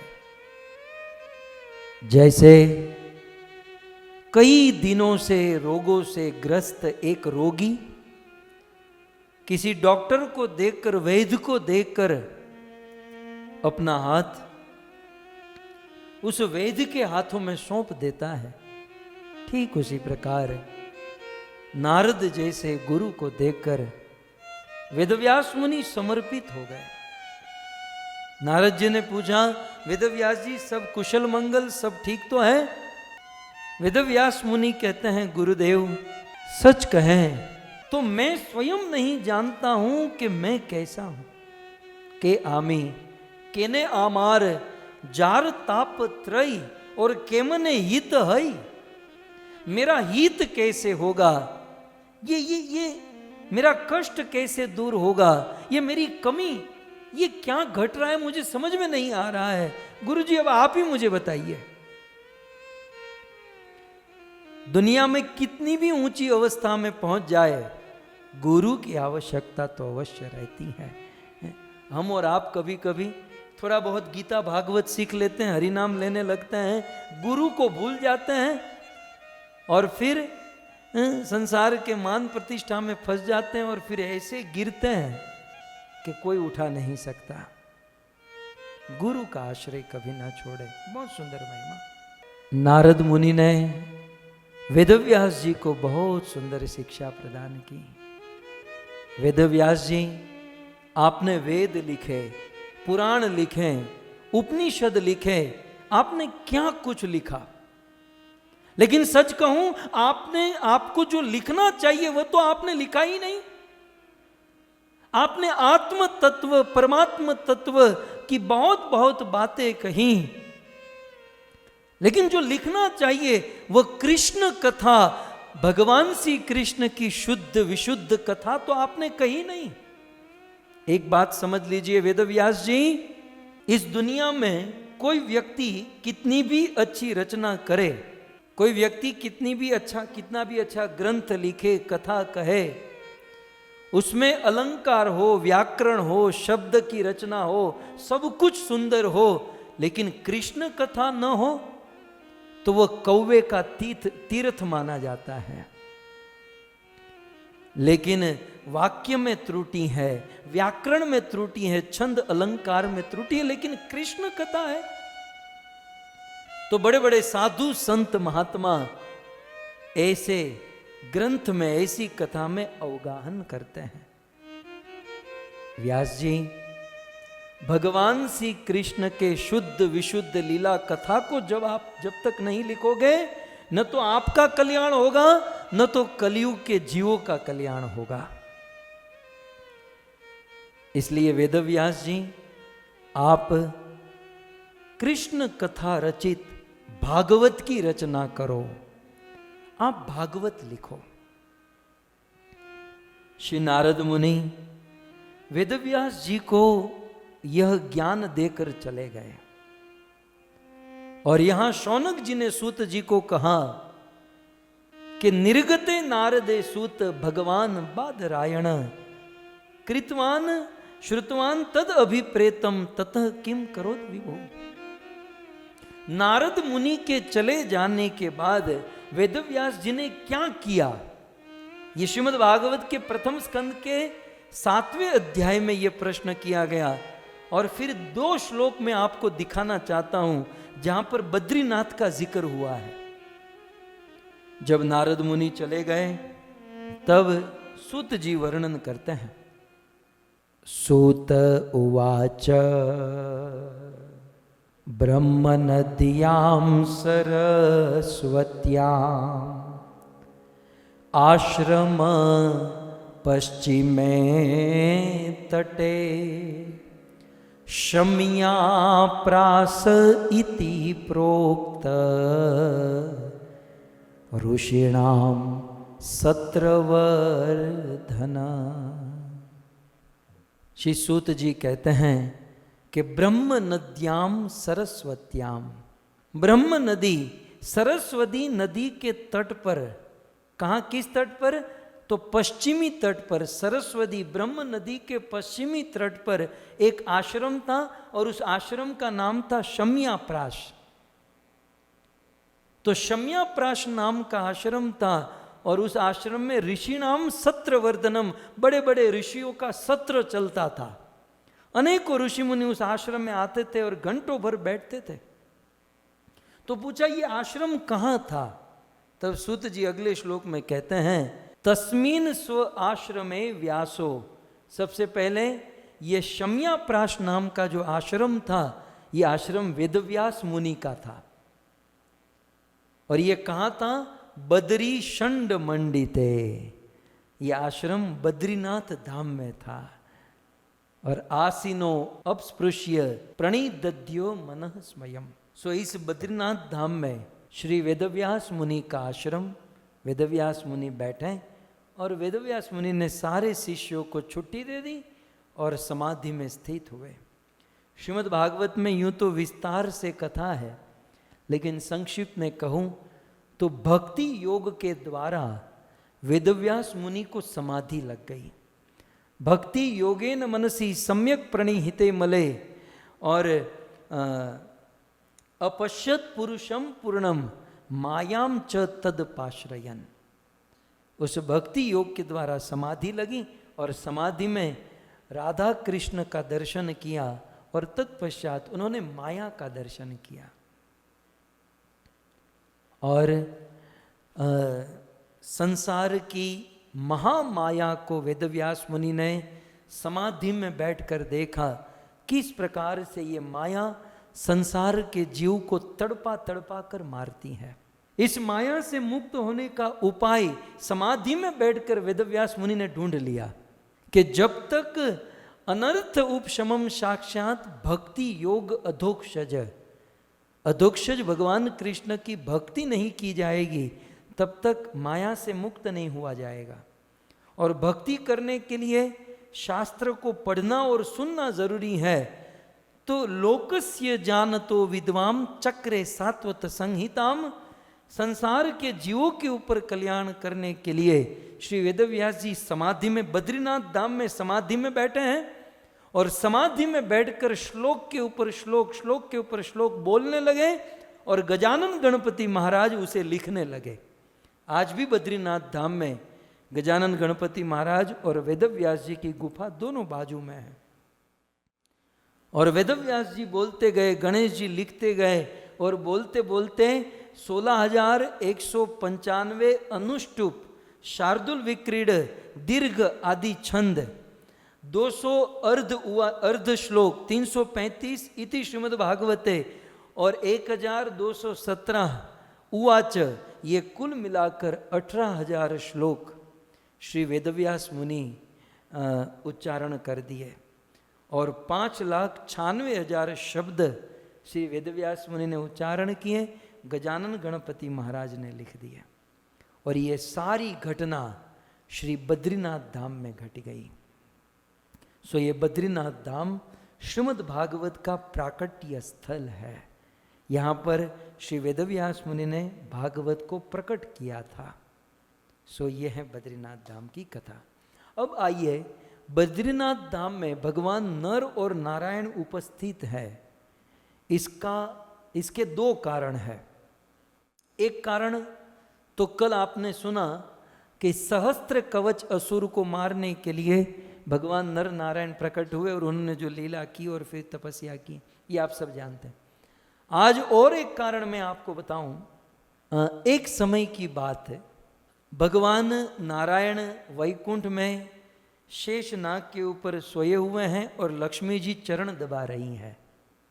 आप इमेजिन कर सकते हैं। और उसी समय नारद मुनि बजाए वीणा राधिका रमण नामे विचरण करते करते करते नारद वैकुंठ में पहुंचे। और वैकुंठ में जाकर नारद जी ने प्रणाम किया और आज नारद जी ने भगवान के सामने अपना दुख व्यक्त किया। वैसे नारद जी कभी दुखी नहीं होते, लेकिन नारद जी को एक मनुष्यों के लिए कुछ कष्ट हुआ और दुख व्यक्त किया। नारद जी ने कहा कि प्रभु, मैं जब भी वैकुंठ में आता हूं तो आप सोए हुए दिखाई देते हो और ये बेचारी लक्ष्मी जी आपके चरण दबाती रहती हैं। कभी भी मैं जब भी यहां पर आया तो आपकी एक ही मुद्रा है कि आप सोए हुए हो, लक्ष्मी जी चरण दबाती हैं। प्रभु मैं आपको क्या बताऊं, जब मैं पृथ्वी पर जाता हूं या कभी स्वर्ग में यहां वहां जाता हूं तो लोग मुझे पूछते हैं कि नारद आप कहां से आ रहे हो, तो मैं तो कभी झूठ नहीं बोलता, तो मैं कहता हूं मैं वैकुंठ से आ रहा हूं। तब लोग मुझे पूछते हैं अच्छा बताओ तो भगवान क्या कर रहे हैं, तो आप ही बताइए मैं क्या जवाब दूं। मैं हर बार लोगों को बोल बोल के थक गया, एक ही जवाब मिलता है कि भगवान सोए हैं और लक्ष्मी जी चरण दबा रही हैं। अब इंद्र मुझे रास्ते में हजारों बार मिला होगा, इंद्र ने हजारों बार श्रद्धा से पूछा कि भाई भगवान क्या कर रहे हैं, तो बस एक ही जवाब, वो सोए हुए हैं, लक्ष्मी जी चरण दबा रही हैं। तो प्रभु दुनिया में ये सब लोग मुझे मिलते हैं और पूछते हैं कि भगवान क्या करे, तो मुझे एक ही जवाब देना पड़ता है, वो सोए हुए चरण दबा रहे हैं। प्रभु यदि आप इस प्रकार से सोए रहोगे और ये लक्ष्मी जी चरण दबाए रहेगी, तो प्रभु आपको ऐसा नहीं लगता है कि दुनिया में एक गलत मैसेज जाएगा? क्या गलत मैसेज जाएगा? कि दुनिया में एक गलत मैसेज जाएगा कि बस सोते रहना और अपने चरण दबाते रहना यही जीवन का सबसे ऊंचा काम है। क्योंकि प्रभु आपने भगवत गीता में कहा यददाचरति श्रेष्ठस्त तद्देवे तरोजन सयत प्रमाणम कुरुते लोक तद अनुवर्तते। जो बड़ा आदमी जो काम करता है ना, छोटे लोग उसी का अनुकरण करते हैं। प्रभु आपसे बड़ा और कौन है, और आप रात दिन सोते रहे। और भगवान कहते हैं, भगवान ने कहा होगा, अब ये मैं मेरा जोड़ रहा हूं थोड़ा सा, भगवान ने कहा होगा, नारद मैं पृथ्वी पर आकर लोगों को उपदेश तो देता हूं, जीव जागो जीव जागो, गोरा चांद बोले कत निद्रा जाओ रे माया पिशाचीर कोले। नारद जी कहते हैं प्रभु आप उपदेश तो देते हो, लेकिन मैं आपको सच बात बताना चाहता हूं, लोग आपके उपदेश कम सुनते हैं और आपको ज्यादा फॉलो करते हैं। आपका उपदेश कम सुनते और आपका आचरण ज्यादा लोग देखते हैं। तो प्रभु देखिए, आप इस प्रकार से सोते रहो, इसमें दास को कोई तकलीफ नहीं है, लेकिन समाज में एक गलत मैसेज जा रहा है कि भाई बस ऐसे सोते रहना, भोग भोगना यही सबसे उत्तम कार्य है। प्रभु ऐसे यदि चलता रहा ना तो दुनिया के सब लोग भोगी हो जाएंगे और भोग भोगना ही अपना सर्वोच्च कार्य मानेंगे। प्रभु आपको कुछ सोचना चाहिए आपको। भगवान नारायण ने कहा, नारद बात तो तूने बहुत अच्छी की है और मैं आपकी बात की रिस्पेक्ट करता हूं और निश्चित मैं आपकी बात को फॉलो करना चाहता हूं। तो भगवान नारायण ने जैसे तैसे लक्ष्मी जी को पाताल में भेज दिया कि कुछ दिन अपने भाई बलि महाराज के पास मिलकर आओ, जाकर आओ, अपने मई के जाकर आओ।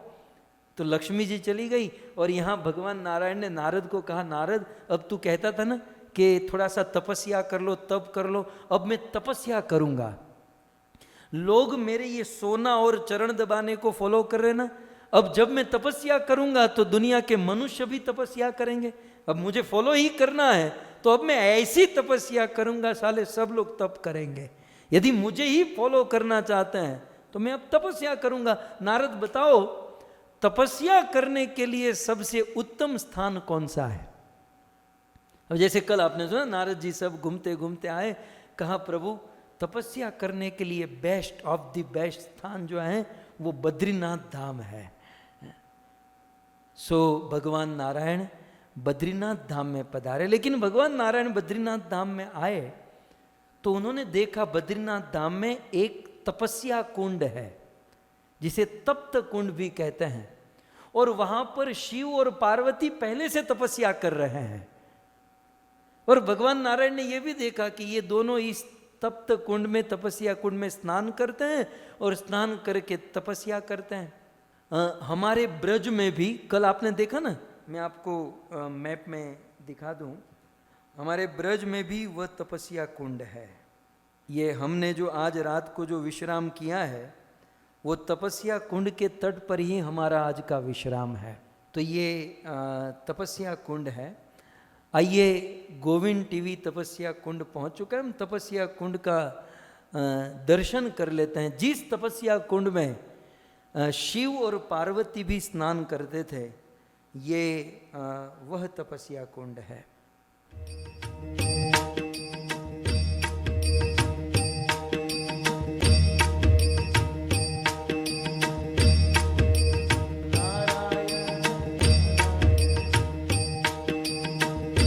श्रीमन्नारायण नारायण हरि हरि, श्रीमन्नारायण नारायण हरि हरि, श्रीमन्नारायण नारायण हरि हरि, श्रीमन्नारायण नारायण हरि हरि, बद्री नारायण नारायण हरि हरि, बद्री नारायण नारायण हरि हरि, बद्री नारायण नारायण हरि हरि,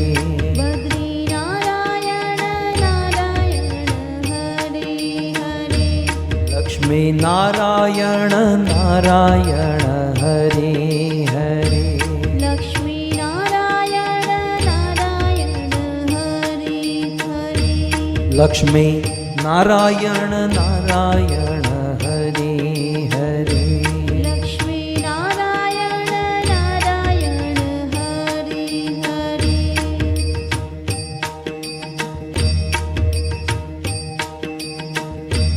हरे कृष्णा कृष्णा कृष्णा हरे हरे। हरे राम राम राम हरे हरे। हरे कृष्णा कृष्णा कृष्णा हरे हरे। हरे राम हरे राम राम राम हरे हरे। सो हमने तपस्या कुंड का दर्शन किया। आइए साथ ही साथ बद्रीनाथ धाम का दर्शन करें। हरे कृष्णा कृष्णा कृष्णा हरे हरे। हरे राम राम राम हरे हरे। हरे कृष्णा कृष्णा कृष्णा हरे हरे। हरे राम राम राम हरे हरे।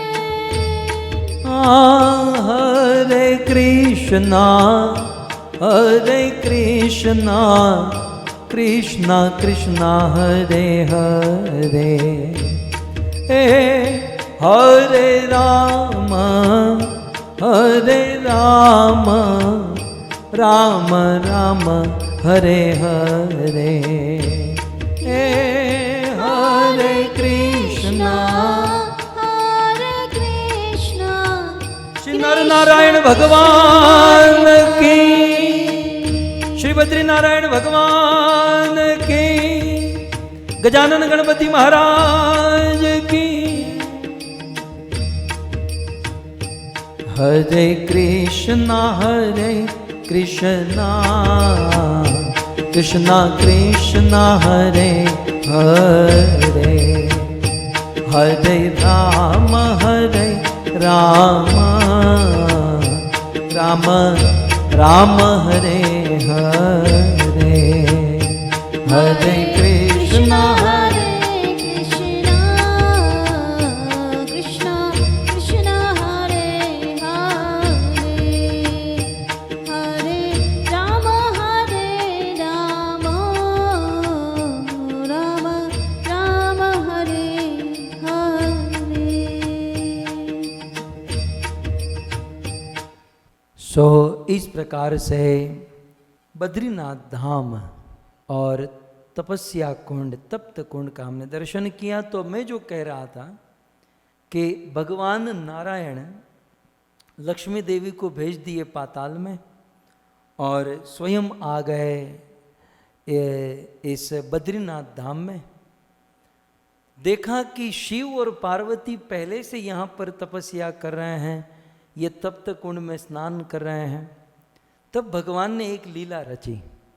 अब नारायण तो नारायण है। सो भगवान नारायण 5 साल के बच्चे बन गए और वहाँ पर निर्जन स्थान में भटकने लगे। देवी पार्वती की दृष्टि गई, वात्सल्य भाव में मोहित हुई और उस बच्चे को अपने घर लेकर आई। शिव जी समझ गए। शिव जी ने पार्वती को इशारा किया, पार्वती को इसको भेज दे, इसको बाहर भेज। बोले नहीं, छोटा सा बच्चा है। पार्वती को कहा कि देखो गड़बड़ होगी तो मुझे मत बताना। पार्वती ने कहा छोटा सा बच्चा है, क्या गड़बड़ होगी, तो फिर रखो घर पर। कुछ दिन भगवान रहे बच्चे के रूप में। एक दिन शिव पार्वती तपस्या कुंड तप्त कुंड में स्नान करने गए। स्नान करके जब घर पर लौटे तो दरवाजा अंदर से बंद। दोनों दरवाजा खटखटा रहे हैं, दरवाजा नहीं खुल रहा है। जैसे तैसे दरवाजा खोला तो जिस बेड पर उस बालक को सुलाया था भगवान नारायण है, उस बेड पर सोए हुए दर्शन हुआ। शिव और पार्वती ने प्रणाम किया और शिव जी ने इशारा किया कि हूँ नौतो कहतो, मैं नहीं बोल रहा था कि गड़बड़ होने वाली है। अब भगवान नारायण को देखकर दोनों ने प्रणाम किया और भगवान नारायण ने निवेदन किया, देखो मुझे ये स्थान बहुत अच्छा लगता है, इसलिए आप दोनों एक काम करो, आप दोनों इस स्थान को छोड़कर कहीं और चले जाओ, मुझे यहां पर तपस्या करनी है। तो शिव और पार्वती अब भगवान को क्या कहें। शिव पार्वती बद्रीनाथ में तपस्या कर रहे थे। भगवान ने जब वहां रहना चाहा तो शिव और पार्वती केदारनाथ में चले गए, बगल में ही है। तो शिव पार्वती केदारनाथ गए और बद्रीनाथ में भगवान नारायण यहाँ पर तपस्या करने लगे। अब ये कथा तो आप जानते हैं, लेकिन अब आपने कभी ये जानने का प्रयास किया कि भगवान को बद्री नारायण क्यों कहते हैं। बद्री क्यों, बद्री नारायण क्यों, ये बद्री क्या है ये बद्री क्या है, ये बद्री नारायण क्यों। तो इस पर बहुत सुंदर कथा है कि भगवान नारायण जब यहाँ पर तपस्या करने लगे तो लक्ष्मी जी अब अपने भाई के वहाँ कितने दिन रहेगी। पाताल से जब वैकुंठ में गई तो नारायण नहीं थे। नारायण को खोजते खोजते खोजते नारद मुनि मिले, बोले वो तो तपस्या कर रहे हैं। तो लक्ष्मी जी आई बद्रीनाथ धाम में और लक्ष्मी जी ने देखा कि मेरे पति तपस्या कर रहे हैं और लक्ष्मी जी की आदत है कि मैं मेरे पति की सेवा करूं जैसे आप सबकी है। और मैं मेरे पति की सेवा किए बिना रह नहीं सकती, मैं मेरे पति के चरण दबाए बिना, उनकी सेवा किए बिना रह नहीं सकती। लेकिन मेरे पति ही तपस्या कर रहे हैं तो मैं उसकी कैसे सेवा करूं। तब लक्ष्मी जी अब तपस्या करने वाले जो खड़े रहकर तपस्या कर रहे हैं उसकी क्या सेवा की जाए। तो लक्ष्मी जी बेर का वृक्ष बन गई। अब बेर को पुरुष में बेर कहते हैं और उसको फीमेल क्या कहेंगे, बेर को। बेर जो है ना पुरुष लिंग में बदर कहते हैं और बेर को स्त्रीलिंग में बदरी कहते हैं, है ना। बेर बदर और बेर को फीमेल में बदरी कहेंगे। तो लक्ष्मी जी बदरी का वृक्ष बनकर खड़ी रह गई अपने पति के ऊपर, ताकि भगवान को धूप न लगे, भगवान को ऊपर बारिश का प्रहार न हो, इसलिए स्वयं लक्ष्मी जी ही बदरी का वृक्ष बनकर खड़ी रह गई। सो लक्ष्मी जी बदरी बन गई और नारायण स्वयं तपस्या कर रहे हैं, इसलिए हो गया बद्री नारायण। श्री बद्री नारायण भगवान की। तो जैसे राधा कृष्ण होता है, जैसे राधा श्याम सुंदर होता है, वैसे यहां पर हो गया बद्री नारायण।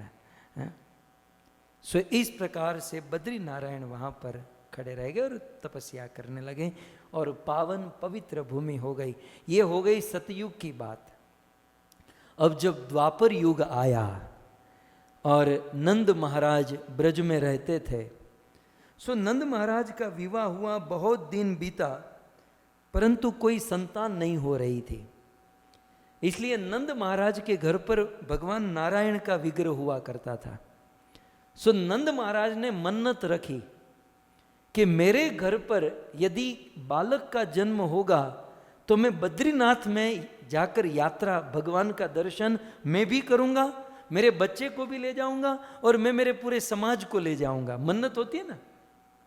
तो नंद महाराज ने ये मन्नत रखी थी कि हे भगवान नारायण, यदि घर पर बालक का जन्म हुआ तो मैं बालक को आपके पास लेकर आऊंगा, मैं भी आऊंगा और मैं पूरे समाज को लाऊंगा।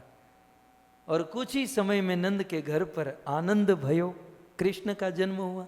और कृष्ण थोड़े से बड़े हो गए, 5-7 साल के हुए, तब नंद बाबा ने अब अपनी जो मन्नत थी उसके अनुसार ऑर्गेनाइज किया कि हम बद्रीनाथ धाम में जाएंगे।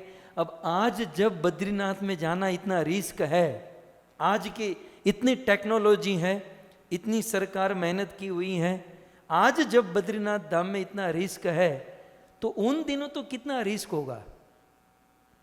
सो भगवान श्री कृष्ण ने सोचा कि ये मेरे बाबा, हाँ, ये बद्रीनाथ का बाप जिसके घर पर पैदा हुआ है और ये बद्रीनाथ जाना चाहते हैं और खुद जाएंगे, मुझे लेकर जाएंगे, पूरे फैमिली को, पूरे ब्रजवासी को लेकर जाएंगे, और कहीं कोई दुर्घटना हुई, कोई पड़े मरे तो क्या होगा, और इतना दूर जाने की जरूरत नहीं, सारे तीर्थों का स्वामी मैं इसके घर पर हूं और ये बाहर जाने की सोच रहे हैं। अब भगवान कृष्ण सीधा तो मना नहीं कर सकते, लेकिन कृष्ण ने कहा देखो बाबा, आपको इतना दूर जाने की जरूरत नहीं है, ये बद्रीनाथ धाम जो है ना हमारे ब्रज में ही है। कृष्ण कभी नहीं चाहते थे कि ब्रजवासी ब्रज से बाहर कभी जाए, और कृष्ण ने कहा कि ये बद्रीनाथ धाम हमारे ब्रज में है, और वो बद्रीनाथ तो सेकेंडरी, प्राइमरी, मुख्य, आदि बद्री, मूल बद्रीनाथ हमारे ब्रज में है। नंद बाबा ने कहा कहाँ है? नंद बाबा ने कहा बद्रीनाथ में तपस्या कुंड है, बद्रीनाथ में बद्री नारायण का दर्शन है, बद्रीनाथ में गणेश जी हैं, बद्रीनाथ में शिव जी हैं, तो ब्रज में ये सब कहाँ है? तब कृष्ण नंद बाबा और सारे ब्रजवासियों को लेकर यात्रा करते करते भगवान श्री कृष्ण सबको लेकर इस स्थान पर आ गए, सबको लेकर यहाँ आदि बद्री, ब्रज से, ब्रज 84 कोस का ही ये स्थान है। भगवान श्री कृष्ण सबको लेकर यहाँ पर आए, और भगवान श्री कृष्ण ने स्वयं इन सारे मंदिरों के ऊपर, मंदिरों के पास ले जाकर कृष्ण ने स्वयं ब्रजवासियों के साथ ये सब भ्रमण कराया, और स्वयं भगवान कृष्ण ने दिखाया, कृष्ण ने दिखाया देखो ये जो है बद्रीनाथ, बद्री नारायण का मंदिर है। कृष्ण ने दिखाया कि देखो ये तपस्या कुंड है। कृष्ण ने क्या क्या दिखाया, आइए मैं आप सबको निवेदन करूं। हरे कृष्णा। तो मैं अनंत शक्तिदास गोविंद टीवी के माध्यम से आप सभी भक्तजनों को हम जो 84 व्रज मंडल की यात्रा करवा रहे हैं, उसमें हम जिस स्थान पे खड़े हैं ये है आदि बद्रीनाथ, और बहुत ही सुंदर यहाँ पे भी बद्रीनाथ जी आए थे, बद्रीनाथ जी की लीला कथाएँ है। तो यहाँ के जो मुख्य पुजारी है वो भी हमारे साथ उपस्थित है, और साथ ही साथ जो हमारे साथ महाराज जी है वो हमें यहाँ की लीला कथा का श्रवण कराएंगे। गंगोत्री, यमुनोत्री, केदारनाथ, बद्रीनारायण, और ये सतयुग के 4 धाम हैं। भगवान ने द्वापर में बुलाए। यहाँ नंद बाबा यशोदा मैया की 80 वर्ष की जब आयु हो गई, उम्र हो गई, उनकी बुजुर्ग अवस्था थी, तो यहाँ कन्हैया ने 4 धाम बुलाए। जब उनको 4 धाम की यात्रा के लिए यहाँ लेके आए, तो चलते चलते रात हो गई, तो पास में एक जगह पड़ती है जिसका नाम है खो। तो वहाँ ब्रज यात्रा ने विश्राम किया कि सुबह हो गई, दिन निकलेगा तो हम अपनी ब्रज यात्रा को आगे बढ़ाएंगे। जब रात में ब्रज यात्रा सो गई तो भगवान देव सरोवर पे गए, यहाँ से 1.5 किलोमीटर है। तो वहाँ एक ऋषि तपस्या करते थे ऋगु नाम के, तो उनको 66,000 वर्ष हो गया तपस्या करते हुए। तो भगवान ने रात में जब ब्रज यात्रा खो गाँव में सो गई, आराम कर रही, तो वहाँ नंद बाबा यशोदा मैया देव सरोवर पर गए। तो उस ऋषि का नाम तो ऋगु ऋषि है। तो उस ऋषि के लिए रात में जाके दर्शन दिए। तो ऋषि ने दर्शन करते ही अपने शरीर का त्याग कर दिया, और त्यागते ही उस शरीर का जल बन गया। तो वह गंगोत्री यमुनोत्री में बहता हुआ इस कुंड में आया, जो सीढ़ी से नीचे है, ये तप्त कुंड। तपस्या के द्वारा जो शरीर का जल बन गया, इसीलिए इस कुंड का नाम तप्त कुंड पड़ा। तप्त कुंड का मतलब गर्म पानी नहीं है, जो तपस्या के द्वारा जो शरीर का जल बना, इसीलिए इस कुंड का नाम तप्त कुंड पड़ा। सुबह हुई, दिन निकला, तो सारी ब्रज यात्रा जगी। तो ब्रजवासियों ने जब भगवान को ढूंढा तो भगवान वहाँ ना मिले, इसीलिए उस जगह का नाम खो पड़ गया, क्योंकि भगवान वहाँ खोए थे। भगवान तो अंतर्यामी हैं, तो वो तो जानते थे कि सारी ब्रज यात्रा परेशान है। तो देव सरोवर से जब भगवान श्री कृष्ण खो गाँव में आए, तो सभी ब्रजवासी बोले खाएंगे आप? तो कन्हैया बोले हम तो यहीं थे। तो सारे ब्रजवासी बोले लाला तू तो झूठ बोला है, हमको 4 धाम के दर्शन करा। तो कन्हैया बोले आपको हमारे साथ थोड़ा आगे और चलना है। तो कन्हैया जब ब्रज यात्रा लेके यहाँ पे आए, तो सभी ब्रजवासी बोले यहाँ तो पहाड़ी पहाड़ हैं, जंगल है या कुछ भी नहीं है। तो कन्हैया बोले आप आंखें बंद कीजिए और भगवान नारायण का ध्यान कीजिए आप। तो योग माया का आह्वान कर ठाकुर जी ने यहाँ 4 धाम विराजमान करे। जब सभी धाम ब्रज में आए गए, तो शंकर भगवान बोले पार्वती मैया आते, जब सभी चले गए हम क्या करेंगे, हम भी चलते हैं। तो वो सेतवंद रामेश्वर से रामेश्वर भगवान नंदी के ऊपर विराजमान होकर आए, तो आज भी विराजमान हैं। उद्धव जी महाराज जी के जो आप दर्शन कर रहे हैं, तो ये तो कन्हैया जी के परम मित्र हैं, ब्रज के सखा हैं, और भागवत जी लेके जो ब्रज में भेजे कि आप जाइए और भागवत जी लेके ब्रजवासियों को कथा सुनाइए। तो उद्धव जी की तो आज भी भागवत जी चल रही है।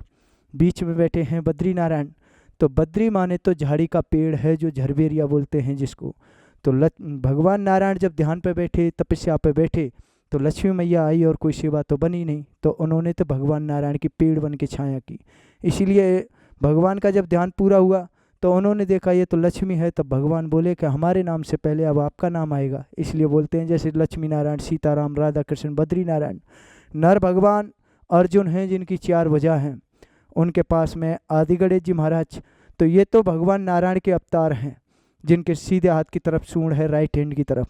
उनके पास में बैठी है अन्नपूर्णा मैया पार्वती। बड़ी शिवलिंग शंकर भगवान की है, तो नंदी के ऊपर साक्षात रामेश्वर भगवान विराजमान हैं। तो ये बद्री नारायण जी यहाँ पे विराजमान हैं, और 10 किलोमीटर पे यहाँ से केदारनाथ जी विराजमान हैं, और यहाँ से 1.5-2 किलोमीटर पे गंगोत्री यमुनोत्री विराजमान है। तो ये तो 14 कोस का तपोवन है, और इस 14 कोस के तपोवन में ये ठाकुर जी ने चारों धाम विराजमान करें। तो आदि बद्रीनाथ इसलिए बोलते हैं क्योंकि आदि तो प्राचीन है, और भगवान श्री कृष्ण ने विराजमान किया है। लेकिन उत्तराखंड में जो दर्शन है वो तो प्रथम जगत गुरु संत शंकराचार्य जी महाराज जो हुए अपने 8वीं सदी में, तो वो उनके द्वारा विराजमान है। तो फर्स्ट में यह है आदि बद्रीनाथ जो श्री कृष्ण ने विराजमान किया है, और वहाँ सेकंड में वो है बद्रीनाथ, इसको आदि बद्रीनाथ बोलते हैं, उसको बद्रीनाथ बोलते हैं। तो ये पहले का है, बाद का वो है। तो ये 4 धाम की कथा है। बोलो बद्रीनारायण भगवान की जय। इस प्रकार से हमारे ब्रज में आदि बद्री का ये सुंदर दर्शन है। आइए अब हम परिक्रमा में आगे बढ़ें। हम यहाँ से निकले तो आगे बढ़ेंगे नर नारायण पर्वत। ब्रज मंडल 84 कोष में बद्रीनाथ धाम की यात्रा करते समय सर्वप्रथम स्थान आता है नर नारायण पर्वत।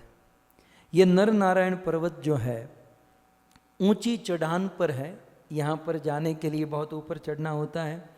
ये नर नारायण ऋषि की तपोभूमि है।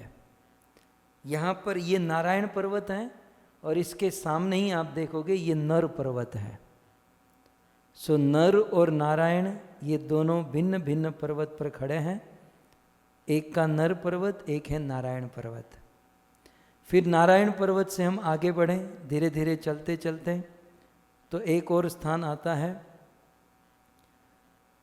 इस बीच में स्थान पड़ता है लक्ष्मण झूला। ये लक्ष्मण झूला ब्रज में उपस्थित है। ये लक्ष्मण झूला का बहुत सुंदर मंदिर हमारे ब्रज में है। इसी प्रकार का लक्ष्मण झूला, इसी प्रकार का मंदिर ब्रज में है। लक्ष्मण जी ऋषिकेश में आए थे तपस्या करने के लिए, और लक्ष्मण जी गंगा को पार करने के लिए अपने बाणों से झूले का निर्माण किया था, और उसी की स्मृति में अभी जो आपने फोटो में देखा वो झूला ऋषिकेश में है। लेकिन यह स्थान ब्रज में है, और यहाँ पर लक्ष्मण जी का बहुत सुंदर विग्रह है। ये जो मंदिर आप देख रहे हैं ये लक्ष्मण जी का मंदिर है। गौर वर्ण के लक्ष्मण जी हैं, और वैसे लक्ष्मण जी का तो पूरे रामायण में आपने देखा ही होगा, पारा चढ़ा हुआ है।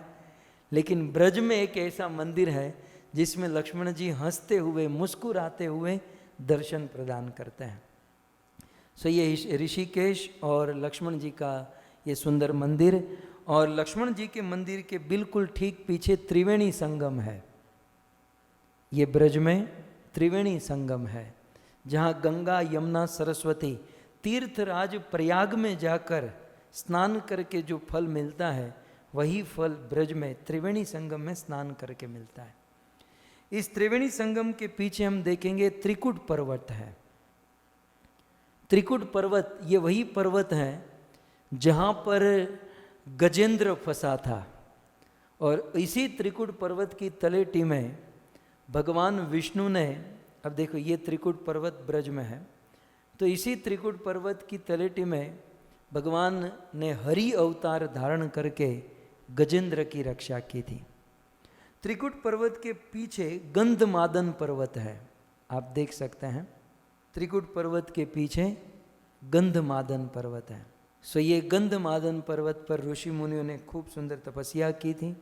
फिर और आगे चलें तो ये हर की पौड़ी, हर की पौड़ी माने हरिद्वार। हरिद्वार हमारे भारतवर्ष में ये बहुत सुंदर स्थान है। हरिद्वार के ऊपर हम चर्चा करें तो हरिद्वार के 5 नाम है। हरिद्वार माने हरि के पास जाने के लिए जो द्वार है उसे हरिद्वार कहते हैं। इसका दूसरा भी एक नाम है गंगा द्वार। गंगा गंगोत्री से बहती है, परंतु गंगा के पास जाने के लिए जो द्वार है वो गंगा द्वार। इसका तीसरा नाम है स्वर्ग द्वार। स्वर्ग जाने के लिए जो द्वार हैं वो यहाँ पर है, इसलिए स्वर्ग द्वार। चौथा नाम है हरद्वार। हरद्वार इसलिए क्योंकि हर शिव जी के पास जाने के लिए ये स्थान है, इसलिए इसे हरद्वार कहते हैं। और 5वां नाम है मायापुरी। इसका 5वां नाम है मायापुरी। सप्तपुरी में वर्णन हुआ है ना, अयोध्या, मथुरा, माया, कांची, कांची, अवंतिका। तो मायापुरी सप्तपुरी में जो गिनाई गई वो हरिद्वार है। और हरिद्वार को मायापुरी क्यों कहते हैं? ये नाम शिव जी ने प्रदान किया है।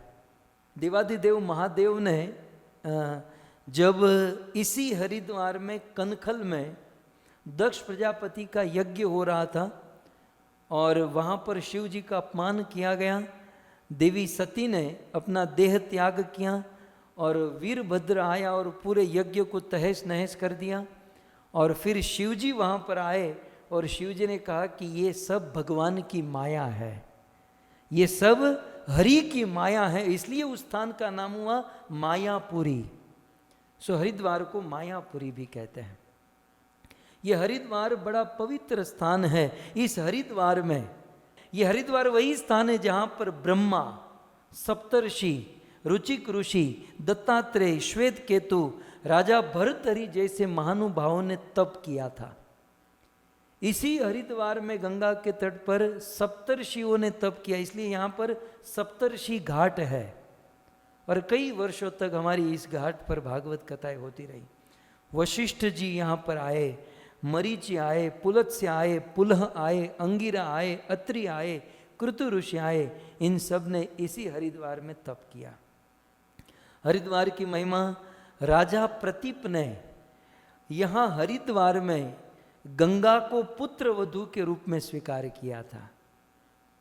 और हरिद्वार के विषय में, इसी हरिद्वार में गुरु द्रोणाचार्य और राजा द्रिपद ने अग्निवेश से धनुर्वेद की विद्या प्राप्त की थी हरिद्वार में।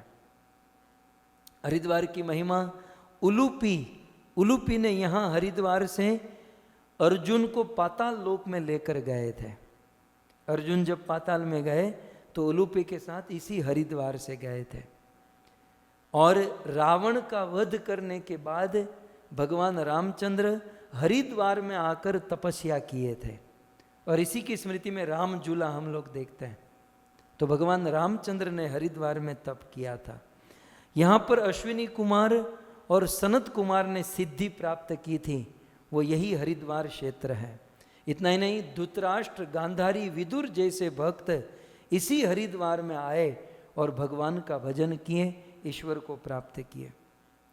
महाराज पांडु यहीं से पांडुकेश्वर गए थे और भगवान की प्राप्ति हुई थी। 5 पांडव सहित द्रौपदी हस्तिनापुर से हरिद्वार आए और हरिद्वार से ही स्वर्गारोहण करते हुए भगवान को प्राप्त हुए। इतना ही नहीं, जैनों के तीर्थंकर आदिनाथ और उनके शिष्यों ने इसी हरिद्वार क्षेत्र में तप किया था। इसी हरिद्वार में मैत्र और विदुर का संवाद हुआ और इसी हरिद्वार में सुखदेव गोस्वामी से महाराज परीक्षित ने भागवत कथा का श्रवण किया। तो ये हैं पवित्र हरिद्वार स्थान। और हमारे ब्रज में भी ये हरिद्वार स्थान है जिसका हम दर्शन कर सकते हैं। और हरिद्वार, ये ब्रज का मैप है। बद्रीनाथ धाम में हर की पौड़ी है, सो हरिद्वार धाम में हर की पौड़ी, ये हर की पौड़ी क्या है? ये हरिद्वार का ही एक स्थान है। हर माने हरि, पौड़ी माने पैर, चरण। कहते हैं कि रूभु ऋषि को दर्शन देने के लिए भगवान जब धरती पर आए तो भगवान के चरण यहाँ पर पड़े थे, इसलिए इसे हर की पौड़ी कहते हैं। तो हर का अर्थ है हरि, हरि की पौड़ी, हरि के चरण यहाँ पर पड़े, इसलिए इसे हर की पौड़ी कहते हैं। और आप सबको याद हो, भगवान धन्वंतरी के पास अमृत का कलश था। अभी धनतेरस आएगी तो धनतेरस के दिन धन्वंतरी प्रकट हुए और भगवान धन्वंतरी के हाथ में जब अमृत का कलश था तो वे अमृत का कलश उन्होंने 4 जगह पर रखा। एक उज्जैन, दूसरा नासिक, तीसरा प्रयाग और चौथा हर की पौड़ी। इसी हर की पौड़ी, इसी स्थान पर धन्वंतरी ने अमृत का घड़ा रखा था, अमृत की बूंद गिरी थी और इसीलिए प्रति 12 वर्ष में एक बार इन चारों तीर्थ में महाकुंभ लगता है। सो इस प्रकार ये हरिद्वार की महिमा है और हमारे ब्रज में ये हर की पौड़ी ये स्थान है। हर की पौड़ी का दर्शन करते हुए परिक्रमा में हम आगे बढ़े तो ये नर पर्वत, नर और नारायण जो तपस्या करते हैं, ये नर पर्वत का दर्शन करके हम आगे बढ़े तो ये बद्रीनाथ मंदिर जिसकी हमने कथा सुनी, आपने दर्शन किया, ये तपस्या कुंड जहाँ शिव और पार्वती स्नान करते थे। तपस्या कुंड के बारे में कहूँ, ये तपस्या कुंड बद्रीनाथ में आप जाओगे तो ये कुंड गर्म है। हमें तो याद आ रहा है, हमने बहुत स्नान किया इस, क्योंकि हम जब बद्रीनाथ जाते हैं तो बहुत ठंड होती है, बस हमारे पास एक ही साधन होता है कि तपस्या कुंड में जाकर गर्म कुंड में स्नान करो। तो एक आश्चर्य की बात है कि भगवान नर नारायण के चरणों में 2 कुंड है। एक कुंड बिल्कुल गर्म और बिल्कुल उसके बगल में जो कुंड है वो ठंडे पानी का कुंड है। तो ये भगवान की प्रकृति है।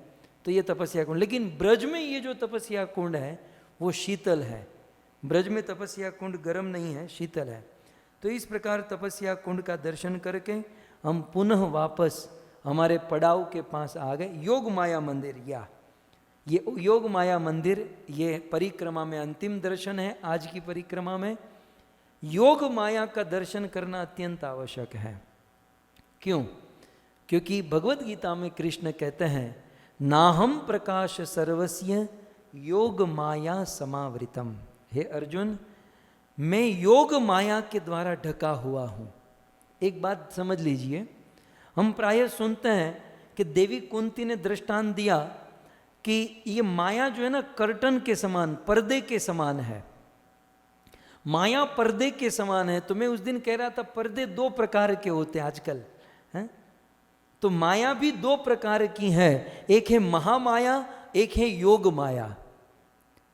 महामाया के द्वारा हम लोग आच्छादित होते हैं, योग माया के द्वारा भगवान आच्छादित होते हैं। हम भगवान कृष्ण की शरण ग्रहण करेंगे तो महामाया से मुक्त हो जाएंगे, लेकिन हम धाम की शरण ग्रहण करें या भगवान के भक्तों की शरण ग्रहण करें तो योग माया से मुक्त हो जाएंगे। तो ये योग माया का मंदिर है, योग माया का यहाँ पर सुंदर दर्शन है। तो योग माया दर्शन करने के पश्चात हम पुनः हमारे स्थान, निवास स्थान पर वापस आ जाएं। तो इस प्रकार से आज ये बद्रीनाथ की पूरी परिक्रमा हमने यहाँ पर यात्रा संपन्न की और हमारे इस 11वें दिन का पड़ाव बद्रीनाथ धाम में है। कल हम बद्रीनाथ से केदारनाथ जाएंगे। ब्रज 84 कोस में बद्रीनाथ भी है, हरिद्वार भी है, ऋषिकेश भी है और ब्रज 84 कोस में केदारनाथ भी है। सो हम सब कल केदारनाथ जाएंगे। कल केदारनाथ की यात्रा होगी। तो आप सभी भक्त आज बद्रीनाथ में विश्राम कीजिए। अपने मन बुद्धि में ये सोचकर आज पूरा दिन स्मरण कीजिए और कल हम यात्रा का 12वां दिन केदारनाथ की यात्रा और केदारनाथ की परिक्रमा करेंगे और फिर यात्रा जारी रहेगी। आप सभी भक्तों ने बड़े भाव से, बड़े प्रेम से इस यात्रा में भाग लिया। आप सभी भक्तों का धन्यवाद।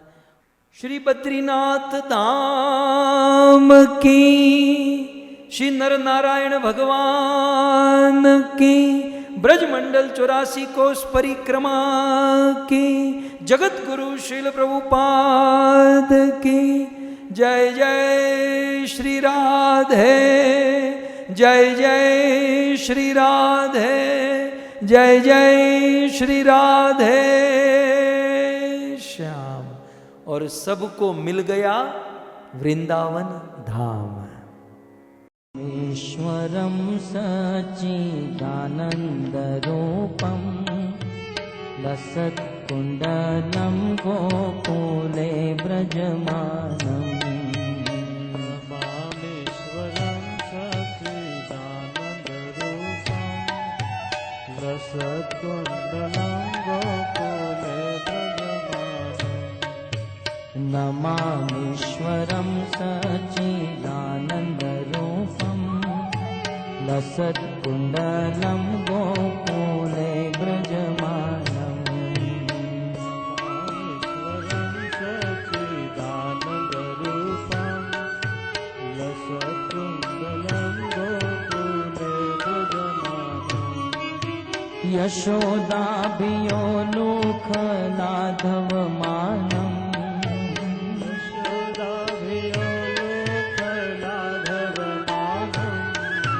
यशोदाभियोलुखलाधवमानम्।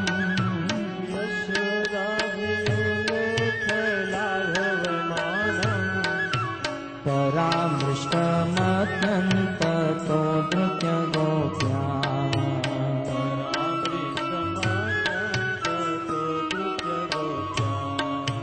रुदन्तमुहुर्नेत्रयुग्मभृजन्तम् कराम्भोजयुग्मेन सातङ्कनेत्रम्।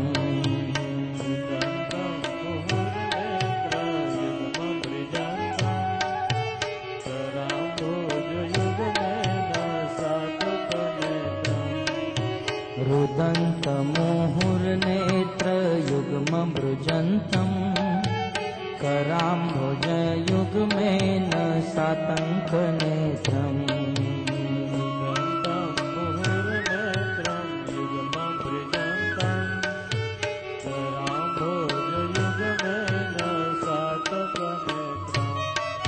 मोहश्वासकं पात्रीरेखाककण्ठ।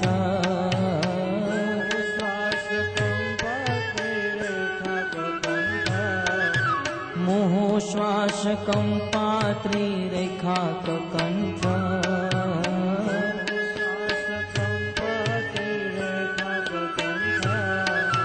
स्फुटग्रीवदामोदरं भक्तिदम्।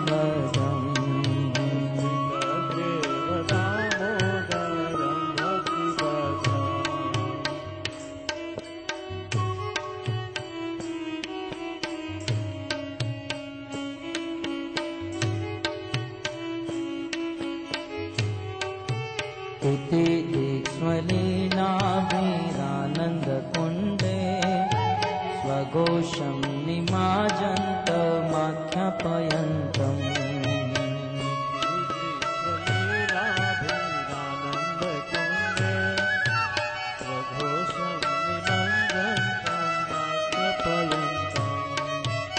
इति दीक्ष्वलीलाभिरानन्दकुण्डे स्वघोषं निमाजन्तमाख्यापयन्तम्।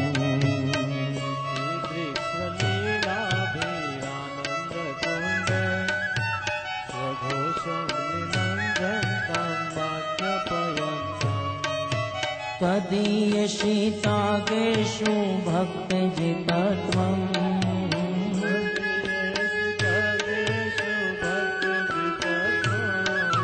तदीयशीताकेषु भक्तजितत्वम्।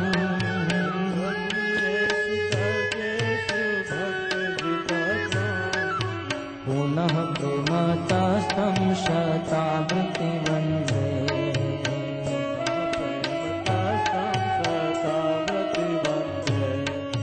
वरं देवमोक्षं न मोक्षावधिं वा न चान्यमृणेऽहं वरेष्यादपि।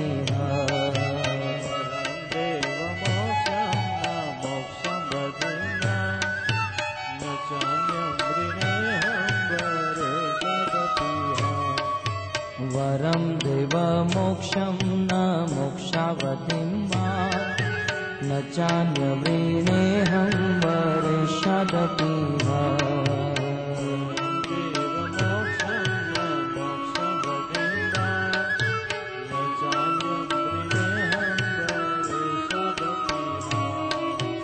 इदं तेव पूर्णार्थ गोपाल बालम्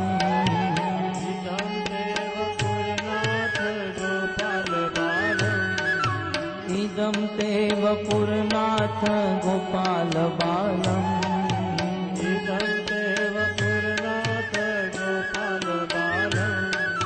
सदा मे मनस्या विरास्तां मन्ये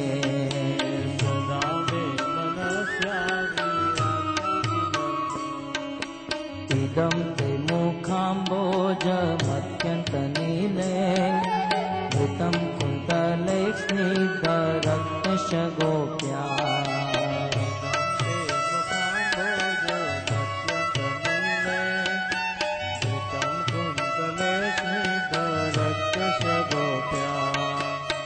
मोहचुम्बितं बिम्बरक्ताधरं मे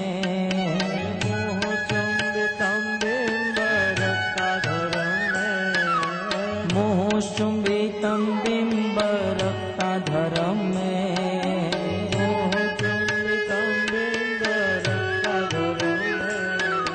मनस्य विरास्तामालं लक्ष्यलाभे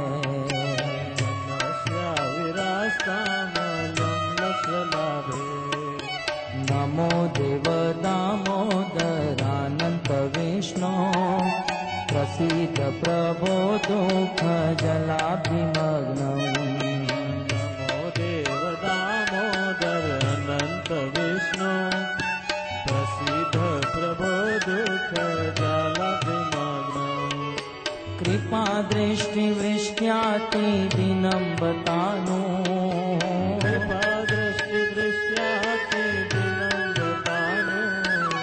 कृपा दृष्टि वृष्ट्याति दिनं बतानु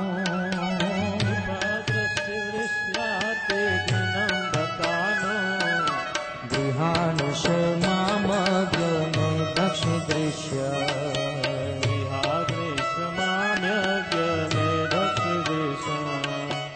कुबेरात्मजो बत मुख्य वयत्व त्वया मकितो भक्ति भाजो कृतो च कुबेरात्मजो बत मुख्य वयत्व त्वया मकितो भक्ति भाजो कृतो च तथा प्रेम भक्ति स्वकाम्य प्रयच्छ तथा प्रेम भक्ति स्वकाम्य प्रयच्छ तथा प्रेम भक्ति स्वकाम्य प्रयच्छ तथा प्रेम भक्ति स्वकाम्य प्रयच्छ नमो शीघ्रहो मे श्री दामोदरे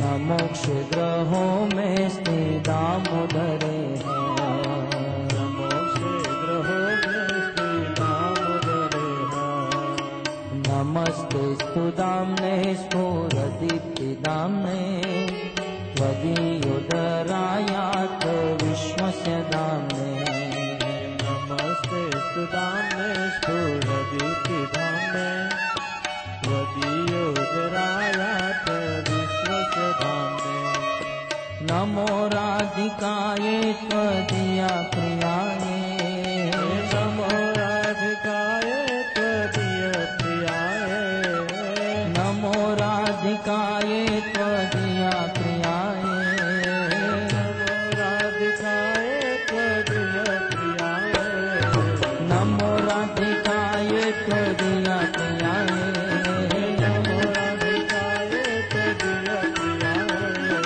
नमो राधिकाये त्वदीया प्रियाये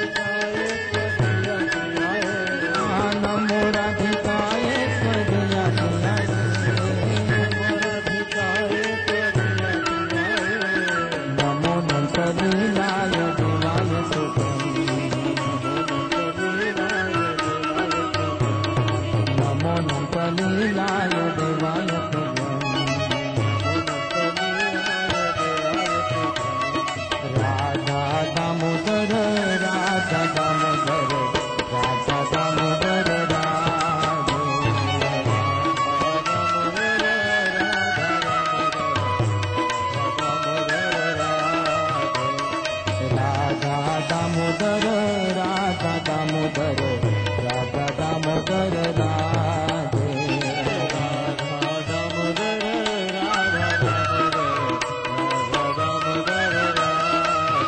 जय जय प्रभुपाद प्रभुपाद प्रभुपाद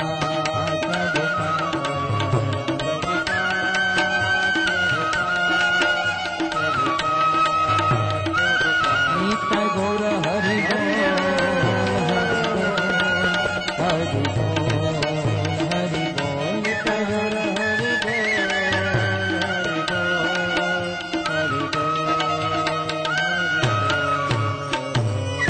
श्री राधा दामोदर भगवान की श्री दामोदर अष्टकम की श्रील प्रभुपाद।